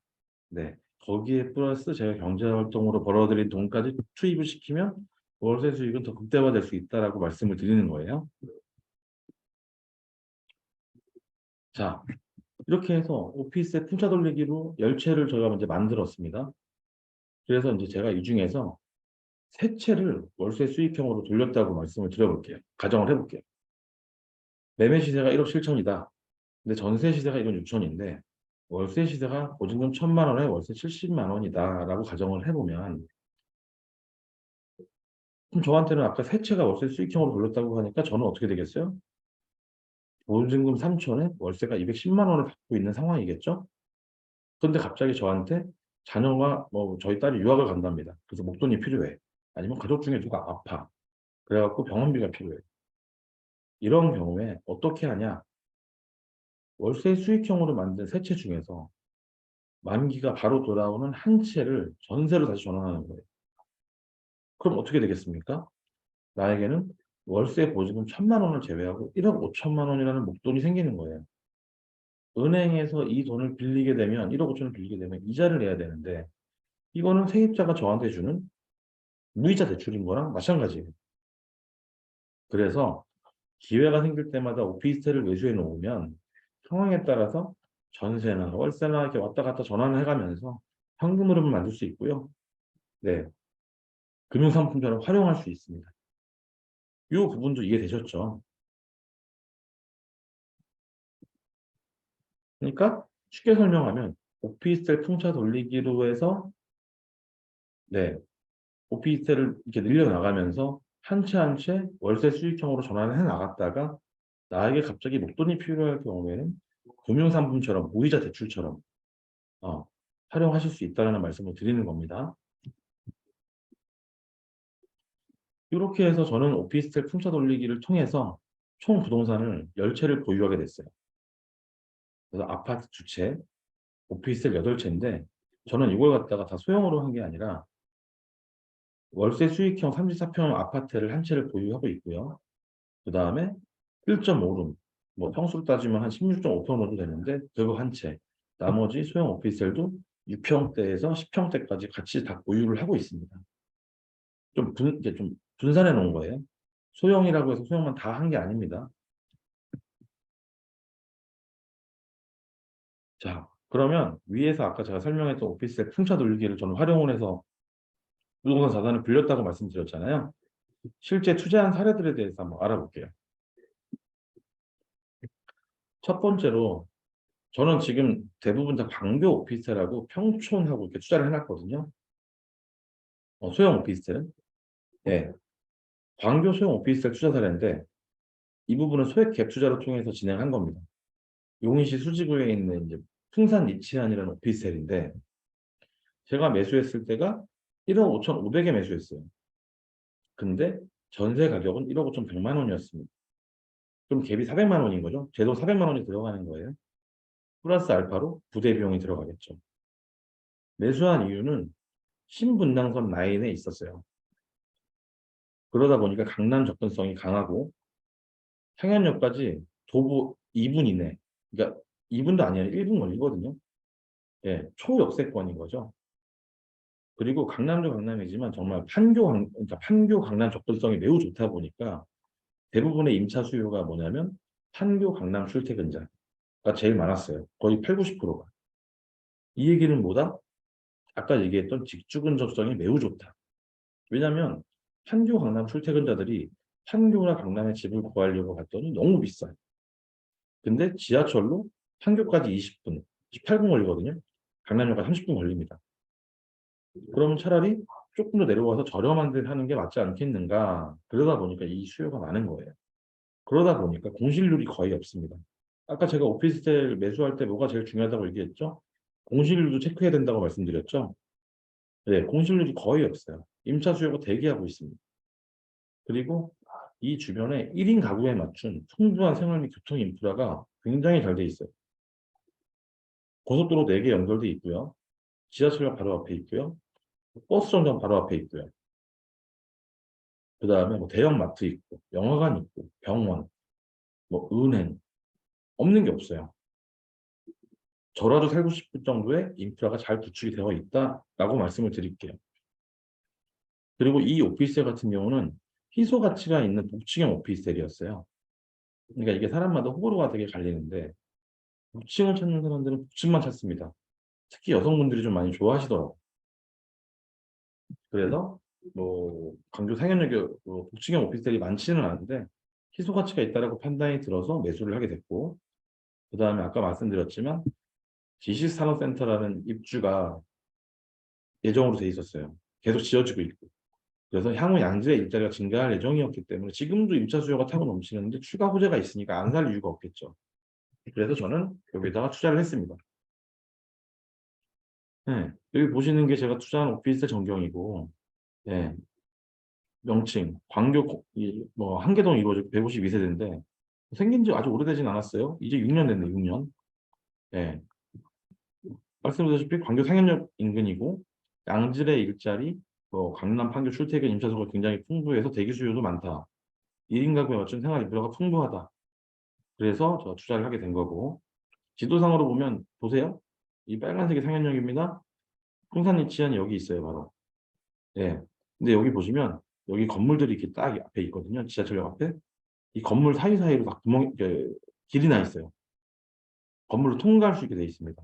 그래서 지하철역까지 도보 1분. 예. 그래서 저는 이 오피스를 이렇게 해서 투자를 한 사례를 첫 번째로 말씀을 드렸고요. 두 번째로 요것도 똑같습니다. 이름도 비슷해요. 아까는 풍산 리치안, 지금은 광교 리치안.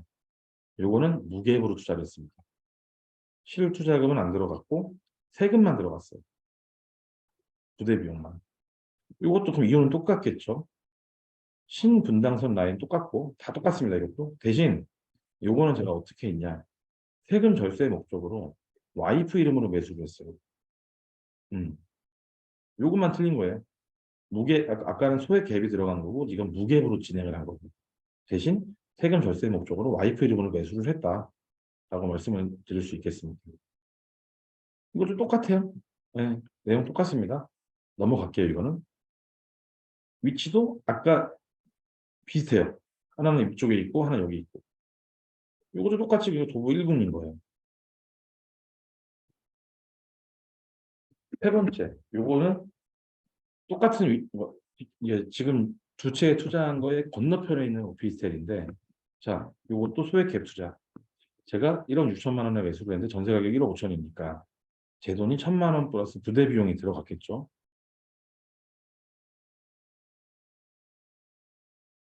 이것도 마찬가지입니다. 매수 이유는 다 똑같아요. 네. 단지 저는 한 건물에 몰빵을 한 게 아니라 좀 다양한 건물을 보유하고 싶어서 이 오피스텔도 매수를 한 거예요. 네.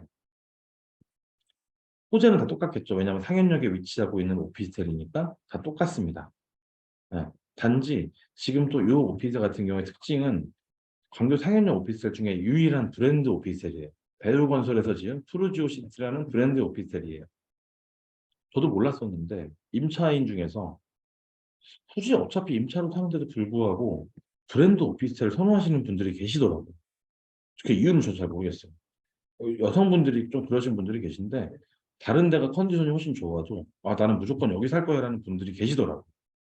그래서 이것도 그런 의미에서 매수를 하게 됐습니다. 네.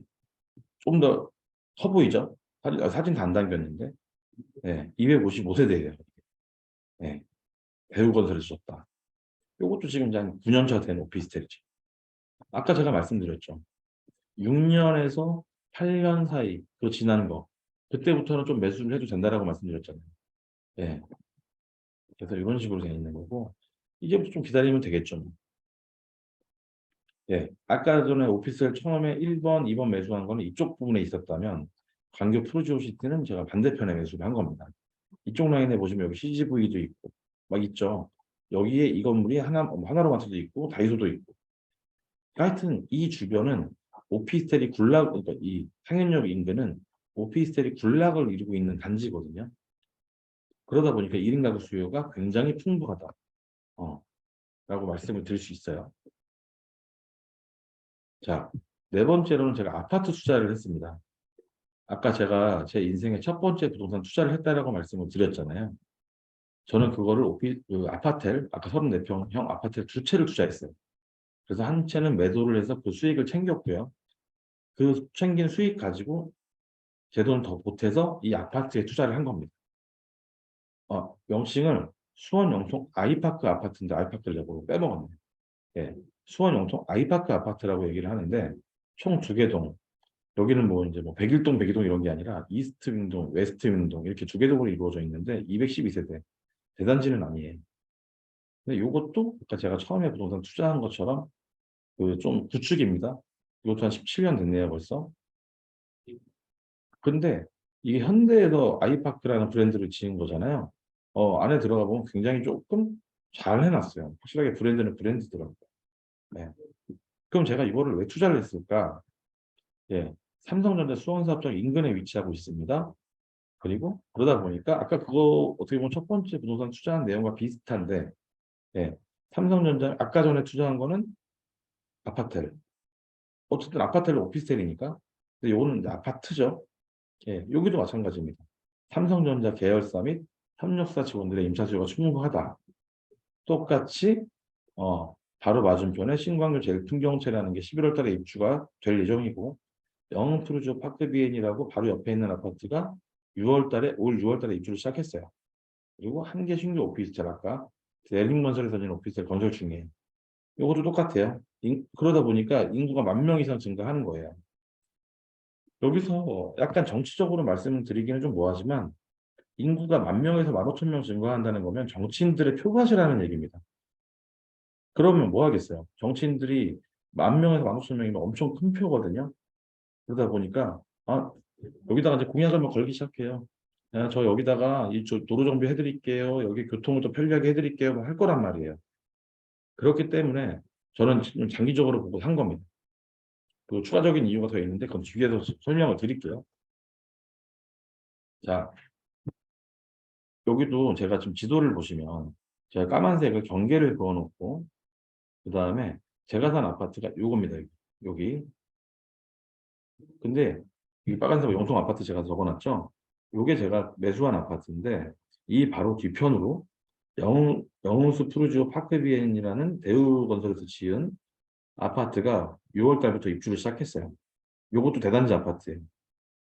근데 이 아파트 제가 매수한 아파트도 길 건너로 제일 풍경채 아파트가 올 11월 달에 입주 예정입니다. 10월, 11월에 입주 예정이에요. 이것도 제가 부동산 첫 투자한 내용과 비슷합니다. 이 경계를 사이에 두고 예전에는 수원 끝자락에 있는 아파트라고 표현됐던 이 매물이 지금은 광교 초입으로 연결되는 아파트라고 표현을 합니다. 예. 그래서 저는 경계에 있는 아파트를 굉장히 좀 주목하라고 말씀을 드리고 있어요. 예. 이 뒤에서 설명드릴게요. 자, 제가 5억 4천만 원에 매수를 했습니다. 근데 저는 여기서 지금 월세 80만 원 받고 있어요. 보증금 2억에 월세 80. 매수한 이유가 삼성전자 수원사업장 인근에 위치해 있다고 말씀드렸죠. 그러다 보니까 임차 수요가 풍부하다. 그래서 공실률이 낮다. 저는 오피스텔을 보든 아파트를 보든 공실률 낮은 게 되게 중요하거든요. 그래서 공실률이 낮다. 두 번째, 영흥 수목원이 개장은 예정이었는데 이제 했어요. 개장 예정이었던 거였고 지금은 개장을 했습니다. 그 다음에 아까 아파트 두 개가 들어선다 그랬는데 하나는 민간임대 아파트고요. 하나는 그냥 아파트예요. 예. 그래서 그 영흥 푸르지오 파크 비엔 분양 가격을 보고 나니까 바로 옆에 붙어 있는데 일단 여기 입주장이 완료가 되고 나면 영흥 푸르지오 파크 비엔하고 키 맞추기는 들어갈 수 있겠다라는 생각이 들었고요. 그다음에 아까 전에 오피스텔도 신규로 하나 건설되고 있다고 말씀드렸잖아요. 그게 분양 가격을 물어봤더니 일단 부동산에서 확정은 안 됐지만 7억대래요. 20평대가. 그러면 20평대 오피스텔이 7억대인데 아파트가 5억 4천이면 싼 거잖아요. 그래서 매수를 한 거예요. 충분히 키 맞추기 들어갈 수 있겠다라는 생각으로. 그리고 좀 전에 앞에서 말씀드렸지만 인구가 10,000명 이상 증가할 것으로 예상이 되기 때문에 인구가 늘어나면 그 주변 인프라가 100% 좋아지게 돼 있습니다. 그래서 이걸 매수하게 된 거예요. 네. 이렇게 해서 제가 투자했던 4가지 사례에 대해서 말씀을 드렸습니다. 네. 그 다음에 올해 초부터 전세 사기 사건이 좀 많이 발생을 했잖아요. 네. 그러다 보니까 전세 사기 사건 이후에 소형 오피스텔 투자 트렌드도 바뀌었어요. 작년까지는 무갭 투자도 가능했고 소액 갭 투자도 가능했고 마이너스 갭 투자도 했었어요. 그런데 올해 초부터 자꾸 전세 사기 사건이 발생하니까 임차인들이 보증금 미반환 때문에 엄청 많은 불안감을 가지고 있더라고요. 그래서 빌라에서 처음에 시작된 전세 사기가 오피스텔 전세 시장까지 영향을 미치게 됩니다. 그러다 보니까 임차인들이 어떻게 해요? 전세 보증금을 지키기 위해서 전세 보증금 가입을 원하는 임차 수가 증가를 하게 됩니다. 때마침 정부에서도 전세 보증금 가입 기준을 강화를 해요. 그래서 임차인들의 전세 보증금 가입 수요가 증가함에 따라서 이제 무갭 투자, 마이너스 갭 투자는 거의 불가능하다고 보시면 되고 소액 갭 투자는 가능은 하지만 작년 대비했을 때 투자금이 살짝 증가를 했다라고 생각을 하시면 되겠습니다. 뭐 쉽게 설명드리면 기존의 소형 오피스텔 임차 트렌드는 월세 아니면 전세 이 개념이었거든요. 월세 보증금 1,000에 뭐 70만 원 이랬는데 아니면 뭐 매매가 1억 5천이면 전세가 1억 4천 이랬었거든요. 지금은 그게 아니에요. 어떻게 바뀌었냐면 만약에 매매 가격이 1억 5천이면 전세 보증금 가입 기준이 1억 3천만 원까지밖에 안 되는 거예요. 그러면 임대인 입장에서는 전세 보증금 더 받고 싶은데 보증보험 때문에 못 받는 거 아니에요. 그거에 대안으로 월세 10만 원을 받는다. 이런 식으로. 그러면 작년만 했을 때는 매매 가격이 1억 5천이면은 전세 가격이 1억 4천이 아니면 4,500. 내 돈 500에서 1,000만 원만 있으면 됐던 거를 전세 보증금 가입 기준이 강화됨에 따라서 내 돈이 2천만 원 플러스 부대 비용이 들어가게 된 거잖아요. 투자금이 늘어났죠. 대신 월세를 받을 수 있다. 한마디로 소액이긴 하지만 월세 수익형으로 부동산을 매수할 수 있다는 얘기가 되겠습니다. 마지막으로 법인 사업자 매물이 비인기가 됐어요. 원래는 법인 사업자 내가지고 여기저기 투자를 많이 했었거든요. 근데 이제 사람들이 전세 사기 사건이 발생한 이후에 법인 사업자로 이렇게 법인 사업자 매물로 들어갔다가 법인 사업자가 폐업할까 봐 강제로 폐업시켜버릴까 봐 법인 사업자 매물이 비인기로 변했어요. 원래 인기 되게 많았었는데. 그래서 현재 전세 사기 사건 이후에 소형 오피스텔 투자 트렌드는 이런 식으로 바뀌었다. 마지막에 있는 이런 것처럼 반전세 개념으로 바뀌었다라고 이해를 하시면 되겠습니다. 전세 보증보험 가입 같은 경우에는 어쨌든 아까 임차수가 증가한다고 했는데 이거 제가 제 인스타 피드에 올려놨거든요. 전세 보증보험 가입 계산법이 있어요. 그래가지고 여기 보시면 네 번째 요거 단위 면적당 기준 시가에다가 전용 면적에다가 140%를 곱한 가격이 주택 공시 가격인데 여기에 140%까지 예, 여기에 90%까지 주택 공시 가격의 90%까지 보증보험 가입 가능 가액이거든요. 요거에 대한 거는 제 피드를 한번 보셔도 됩니다. 제 예시까지 들어서 적어놨으니까 요거는 여러분들이 한번 제 피드 참조해 보시고 확인하시면 되겠습니다. 제가 여기다가 링크도 적어놨어요. 네, 그래서 소액 부동산, 그러니까 소형 오피스텔 투자 시 꼭 기억할 점 한 번 더 집어드리자면 절대 분양받지 말아라. 왜? 상업지구에 건설되기 때문에 상업지구는 비싼 땅이기 때문에 그렇기 때문에 땅값 자체가 비싸서 분양가 자체가 비쌀 수밖에 없다. 두 번째, 우리나라는 삼분양 제도가 거의 강하기 때문에 미래 가치가 미리 반영이 되어 있다. 그래서 오피스텔 초기에 분양받는 건 굉장히 위험하다라고 말씀을 드리는 거예요. 대부분 여러분들 뉴스를 찾아보셔도 나올 겁니다. 오피스텔 분양받았다가 지금 마이너스 피가 떴다. 뭐 얼마 전에 분양했던 뭐 서초 엘루크, 뭐 교대 쪽에 있는 엘루크 같은 경우도 엄청 프리미엄이었는데 분양하자마자 마이너스 뭐 1억까지 떨어졌다. 1억 5천 마이너스 피 매물이 나왔다. 이런 뉴스들을 찾아볼 수 있거든요. 절대 분양받지 마시기 바랍니다. 두 번째로 추가 공급이 있는지 확인을 한번 해보셔라. 예. 이건 수요 공급 법칙을 기억하세요. 뭐다? 그러니까 공급보다 수요가 많으면 당연히 집값 상승 요인이 될 거고, 공급이 많은데 수요가 적다면 집값 하락 요인이 되겠죠. 그래서 주변에 추가 공급이 있는지 확인해라. 추가 공급이 없으면 땡큐. 이해하셨죠? 그 다음에 제가 지금 오늘도 여러 번 강조하지만 공실률을 체크하셔라. 왜냐하면 공실률이 높을수록 임차 수요를 맞추기가 굉장히 힘들다.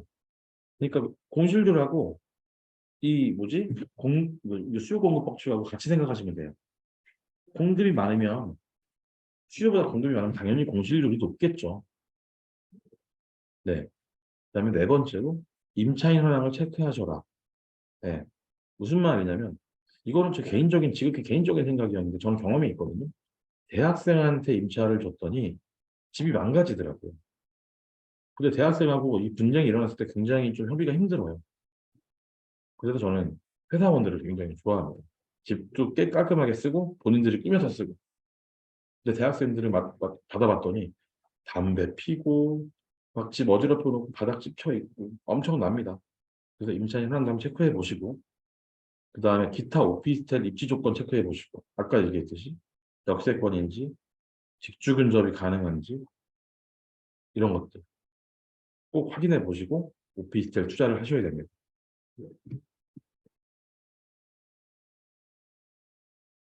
그 다음에 마지막으로 이거는 원래 적을까 말까 망설였는데 최근 들어서 저한테 LH에 관련된 문의를 되게 많이 주셨어요. 그래서 제가 소액부동산 투자와 별도로 제가 어떻게 내 집 마련을 했는지 한 번 더 말씀을 드리겠습니다. 저는 LH 10년 공공임대를 활용해서 내 집 마련을 했는데요. 저는 수원 영통에 위치한 광교마을 40단지라는 LH 아파트를 청약에 당첨이 돼서 들어왔습니다. 네, 10년 공공임대 아파트에 청약 당첨이 들어왔고 이게 본인이 저도 몰랐었는데 한 6년 정도 거주를 하면 입주민의 동의를 얻어가지고 조기 분양 전환을 진행할 수가 있어요. 그래서 우리도 조기 분양 전환을 하자라는 투표율이 높았기 때문에 조기 분양 전환을 진행을 했고요. 저는 34평 아파트를 4억 4,400만 원에 분양을 받았습니다.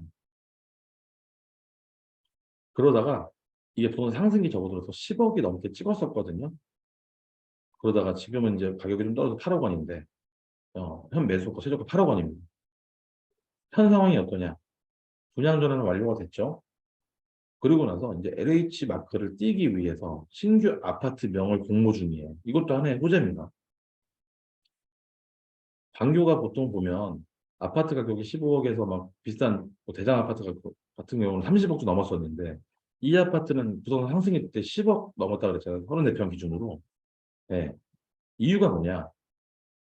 광교 신도시 끝자락에 있는 아파트였어요. 한마디로 말하면 역세권도 아니고 초품화도 아니고 비인기 아파트였던 거죠. 왜냐하면 상현역까지 도보로 20분 정도 걸린다 그러면 역세권은 아닌 거잖아요. 단지 이 단지의 장점은 대단지 아파트다. 현실의 2세대를 가지고 있는 대단지 아파트다. 그리고 LH 공공임대 아파트 대비했을 때 다양한 평수의 아파트를 보유하고 있어요. 30평, 34평, 40평, 44평, 48평, 53평 이런 식으로 다양한 평수를 보유하고 있습니다. 그리고 단점 중에 하나가 뭐가 있냐면 혐오시설 근처에 있어요. 연화장이라고 화장장이 있거든요. 그래서 저희 아파트 일부 동에서는 이 화장장이 보입니다. 일부 동에서. 다행히 저도 겁이 많은데 거의 제가 사는 아파트에서는 안 보이는데 저희는 다른 뷰거든요, 완전히. 근데 일부 동에서는 이런 뷰가 보여요. 이랬던 그러니까 광교 끝자락에 있는 신도시 아파트, 광교 신도시 끝자락에 있는 아파트였는데, 요게 용인 플랫폼 시티 초입으로 이제 초입에 있는 경계에 있는 아파트로 변모 예정이에요. 여러분들 용인 플랫폼 시티라고 혹시 들어보셨죠? 지금 용인시가 핫한 이유가 두 가지가 있는데, 용인 플랫폼 시티가 있고, 또 하나는 용인 반도체 클러스터. 이 두 가지 이유 때문에 용인이 지금 핫합니다. 근데 40단지 바로 넘어가서 이제 지도로 보여드릴게요. 좀 이따가. 네. 다시 한번 정리를 해드립니다. 명칭은 LH 광교마 40단지 아파트인데, 아파트명 변경 예정이다. 총 16개 동으로 구성되어 있고 1702세대다. 2013년에 지어졌다. 대림건설에서 지었고 면적이 다양하다라고 말씀드렸죠. 음. 다시 한번 여기 참고사항 보시면 네, 광교 신도시내 대단지 아파트고 분양전화 완료가 됐고 명칭 변경에 아파트 도색 예정이다. 이제 그러면 LH를 띄고 이제 완벽한 민간 아파트로 바뀌게 되는 거죠.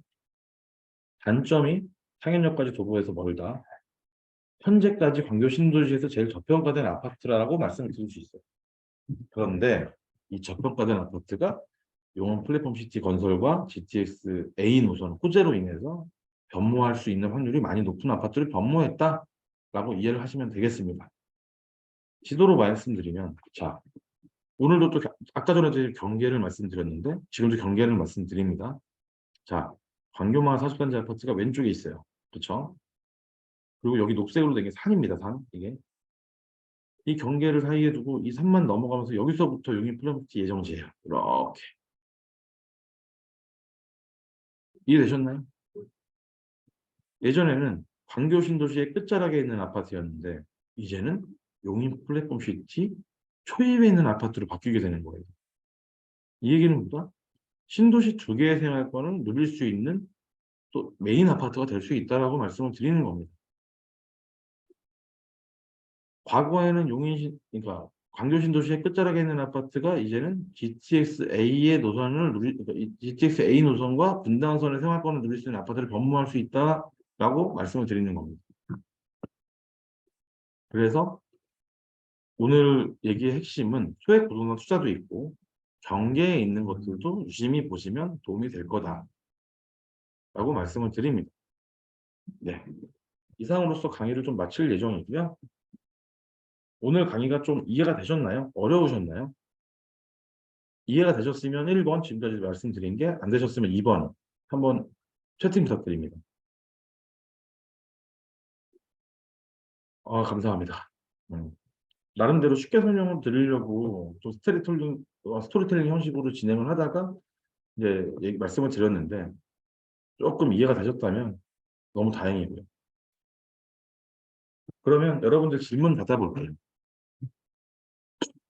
지금 제이로드님은 제 옆에서 강의를 또 다른 강의를 하고 계셔가지고 네. 목소리가 조금 작게 제가 진행했던 부분 양해 부탁드립니다.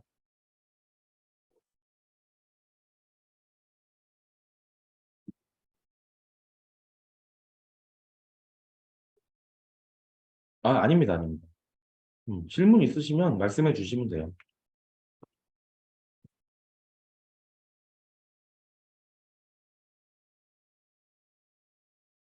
이게 소액 부동산 투자다 보니까 저한테 제일 많이 들어온 질문이 시드머니가 얼마가 있어야 돼요? 라고 뭐 하시는 분들도 많이 있으신데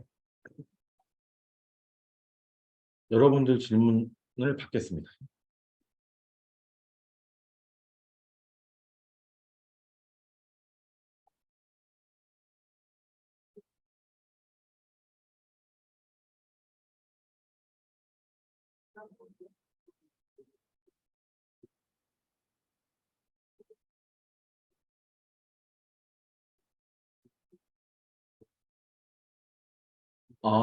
부동산 처음 갔을 때 어떤 부분을 보고 방문하셨냐고요? 임장이 처음이다.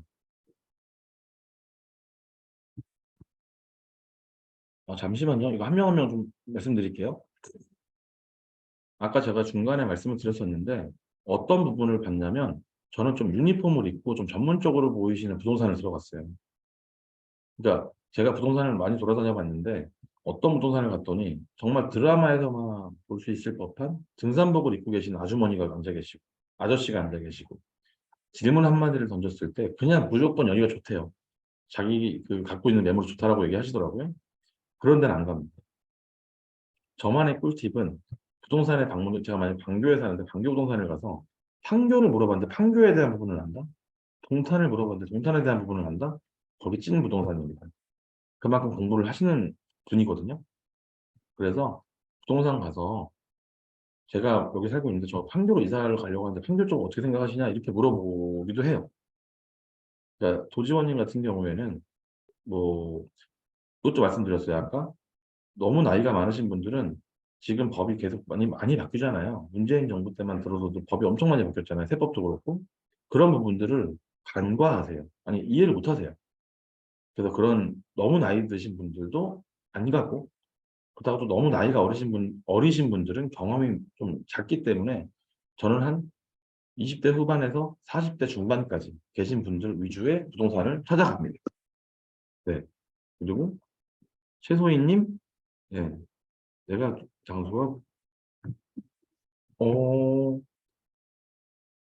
말씀하신 부분도 맞는데요. 저 같은 경우는, 제 멘토님 같은 경우는 저보다 어린 여자분이세요. 네. 그런데 이분 같은 경우는 뭐 부산, 청주까지 다 투자하시니까, 예, 그런 부분들까지 좀, 그러니까 공인중개사인데 중개만 하는 공인중개사가 아니라 투자까지 병행하는 공인중개사. 그것도 얘기 나눠보면 어느 정도 나오거든요. 좀 친해지면.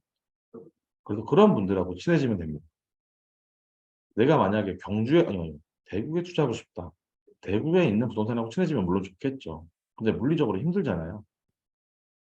그러니까 뭐 그런 부분이 선행이 되면 제일 좋겠지만 그게 아니라 그러면 내가 사는 부동산, 내가 사는 지역의 부동산 근처에 가서 물어보셔도 나쁘지 않아요. 오래된 오피스텔 분양가를 알 수 있는 방법이 있나요? 오래된 오피스텔의 분양가 같은 경우는 네이버 들어가서 확인해 보셔도 되고요. 아니면 부동산 가서 확인해 보셔도 됩니다. 부동산 다 알거든요. 네, 그래서 확인해 보시면 됩니다. 제가 불인이라서 그런데 마피가 발생했다면 어떻게 할 수 있을까요? 요거 네이버 부동산 들어가서 보시면 아파트든 뭐든 분양하자마자 나온 매물에 P 하고 뭐 마이너스 P 뜨고 마이너스 2천, 뭐 플러스 1,000 이런 식으로 P 하고 적혀 있는 게 있어요. 그거 보시면 알 수 있어요. 네이버 부동산 들어가서 보시면 확인할 수 있습니다. 오피스텔 매수할 때 법무사 비용은 왜 필요한가요? 왜냐하면 법무사 비용을 안 내셔도 됩니다. 개인이 혼자 하셔도 돼요. 그러니까 개인이 혼자 등기소 가서 등기 치셔도 됩니다. 근데 저 같은 경우는 귀찮아서 네, 법무사한테 맡기는 편입니다. 부동산도 마찬가지잖아요. 내가 개인 대 개인으로 거래할 수도 있겠지만 나중에 사고 터질 거 대비해서 공인중개사 수수료를 주고 중개를 하는 거잖아요. 저도 법무사는 뭐 제가 직접 가서 등기 치면 되지만 그게 시간적인 것도 그렇고 저보다 더 전문가들한테 제가 못하는 부분은 전문가한테 맡기는 게 저는 맞다고 생각이 들어서 케바케입니다. 이거는 무슨 말이냐면 아니, 그 부동산 매입 가격 대비했을 때 법무사 비용이 나오기 때문에 이거는 다 틀려요. 그리고 법무사마다 또 틀립니다. 근데 그거는 부동산에 껴있는 법무사들은 좀 사기가 치기가 애매해요. 예.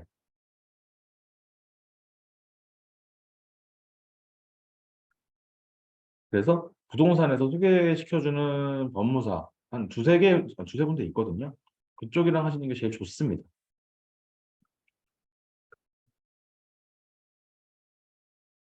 음.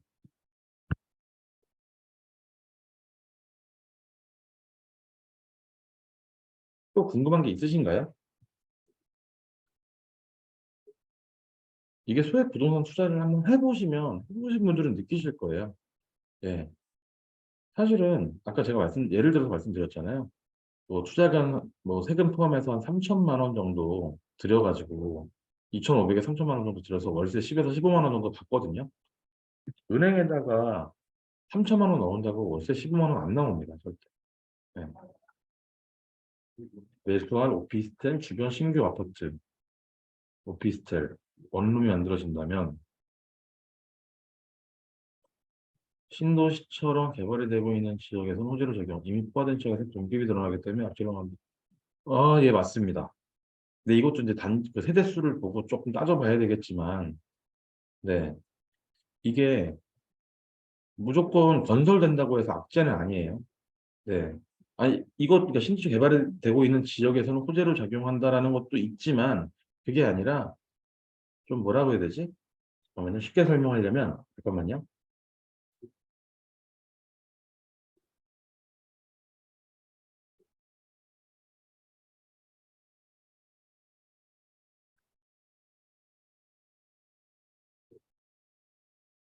포화된 시장에서도 공급이 늘어나기 때문에 일시적으로 악재로 작용할 수는 있다. 하지만 시간이 지나면서 키 맞추기 들어간다라고 이해하시면 될 것 같아요. 입주장이 어떤 시장이든지 부동산이 입주장이 좀 이렇게 대단지에 입주장이 시작이 되면 초기에는 그 입주가 시작되면서 전세 가격이 떨어집니다. 왜냐하면 사람들 선택의 폭이 넓기 때문에. 근데 이제 하나 둘 차기 시작해서 이제 입주장이 마무리가 되면 그 다음에는 구축 아파트나 구축 오피스텔도 신축을 따라 키 맞추기를 어느 정도 들어간다라고 이해하시면 될 것 같아요.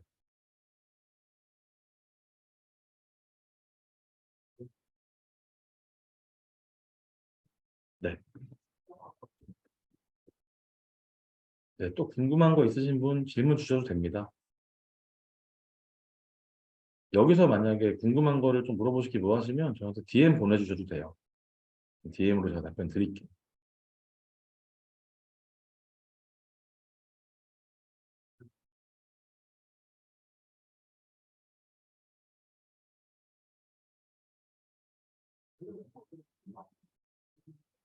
요것도 제가 아까 전에 부동산하고 친해지는 이유는 사실은 부동산 가서 확인 다 됩니다. 그리고 제가 그 지역을 몇 번 둘러보면 빈 땅이 많은지 아닌지 뭐 확인해 봐도 돼요. 그런데 만약에 빈 땅이 좀 있다? 그러면 거기 근처에 있는 부동산 가서 이 땅에는 뭐가 들어올 예정입니까? 라고 물어보면 부동산에서 알려줍니다.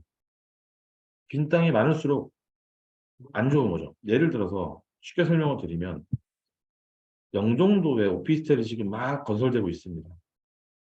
그래서 오피스텔 분양받으신 분이 계세요. 분양업자들이 뭐라고 얘기하냐면 어, 계약금 10%만 있으면 이거 네 집 됩니다.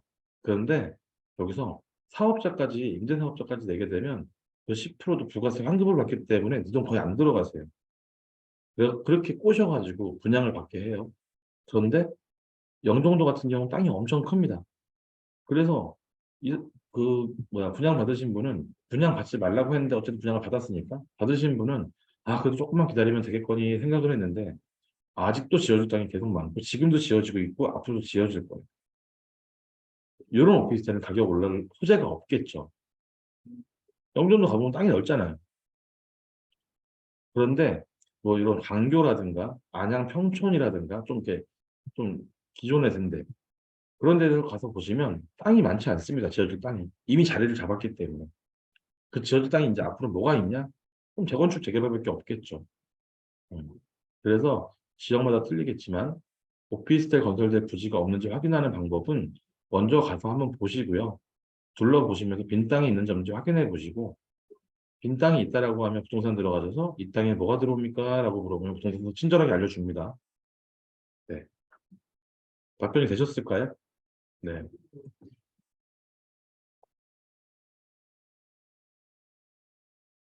감사합니다. 오늘 강의가 좀 많이 어려우셨을까요? 아니면 좀 쉬우셨을까요? 여러분들이 피드백 해주시면 제가 다음번에 좀 준비하는데 도움이 될 것 같아서 여쭤보는 거예요. 아유, 감사합니다, 유빈 씨. 아, 감사합니다, 윤진 씨. 감사합니다. 네. 감사합니다. 어, 아니, 이게 스토리텔링으로 할까 말까 엄청 망설였어요. 근데, 왜냐하면 여러분들이 제 얘기 듣기 싫을 수도 있잖아요. 나, 허니제이 네가 살아온 얘기가 안 듣고 싶은데? 이럴 수 있잖아요. 근데, 그런 식으로 조금 풀었던 이유가, 그런 식으로 해야 조금 더 괜찮지 않을까라는 생각이 들어서 한번 이런 방식으로 진행을 해봤습니다. 감사합니다. 네. 감사합니다. 오늘 뭐 지금 추가적으로 질문이 있으실까요? 뭐 있으시면 마지막으로 제가 5분 정도만. 실패 사례. 근데 제가 운이 좋아서 그런지 모르겠는데 실패 사례가 아직까지는 딱히 없어요. 네, 아직까지는. 지금은 아직 보유 중에서 그런 것 같습니다. 다음에는 저도 웬만하면 다 까는 스타일이라 실패했으면 실패한 사례도 같이 올릴게요. 네, 감사합니다. 제가 9시 45분까지만 질문 받고 여러분들도 쉬셔야 되니까 만약에 질문 없으시면 지금 마무리 져도 되는데 마지막으로 궁금하신 거 있으시면 질문 주시면 답변 드리고 마무리 지도록 할게요.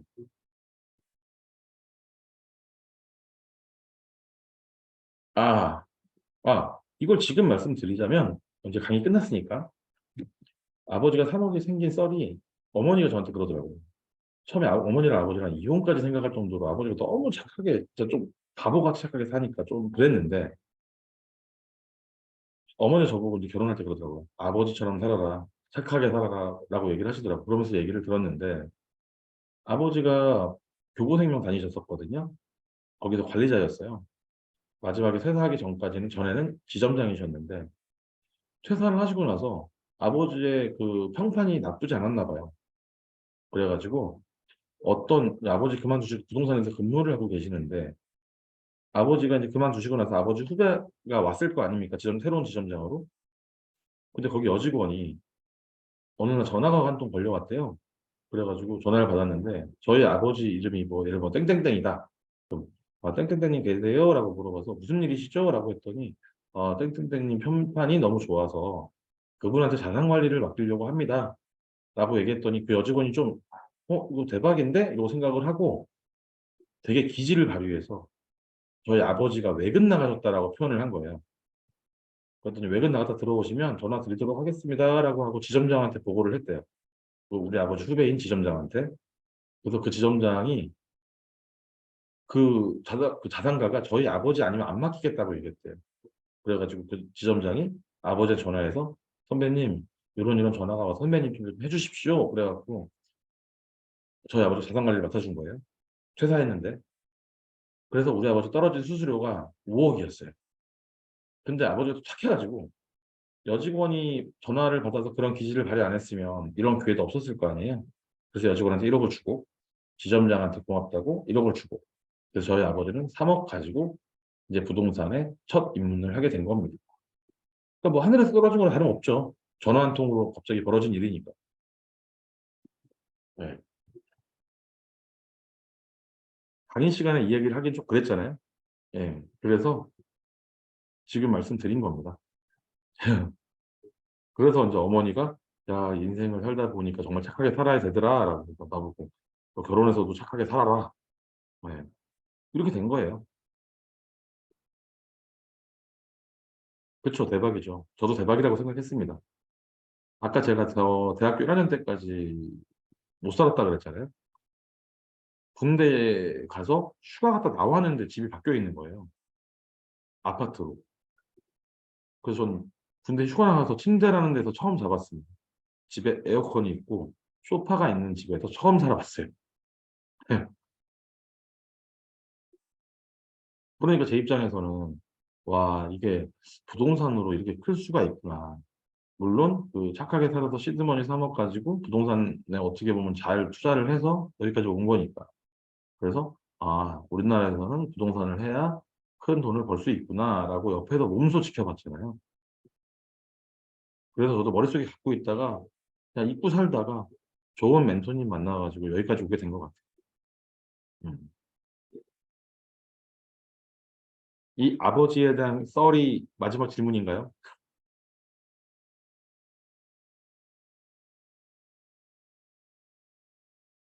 오늘 뭐 질문 없으신 것 같은데, 네, 오늘 진짜 이 즐거운 토요일 밤인데 여러분들 늦은 시간까지 너무 고생 많이 하셨고요. 벌써 이제 10시 다 돼가네요. 뭐 많이 강의가 부족했을 수 있는데 여러분들이 잘 들어주셔서 네? 멘토로 삼으려면 어떻게 되냐고요? DM 주세요. DM 주시고 오늘 정말 너무너무 감사했습니다. 여러분들이 이렇게 들어주신 덕분에 저도 조금 힘내서 열심히 할 수 있었고, 조금 더 큰 목소리를 하고 싶었는데, 말은 잘 들리셨죠? 왜냐하면 제이로님도 옆에서 강의를 하고 있는 바람에 너무 크게 못해가지고 좀 조심스럽게 말을 했는데, 예, 잘 들리셨으면 다행입니다. 네, 오늘 너무 다들 고생하셨고, 내일도 잘 쉬시고, 즐거운 주말 보내시고요. 뭐 이 강의 끝났다고 해서, 네, 그런 거 아니니까 저한테 언제든지 DM 보내주시면 또 궁금한 거 답변 드리도록 하겠습니다. 감사합니다. 네.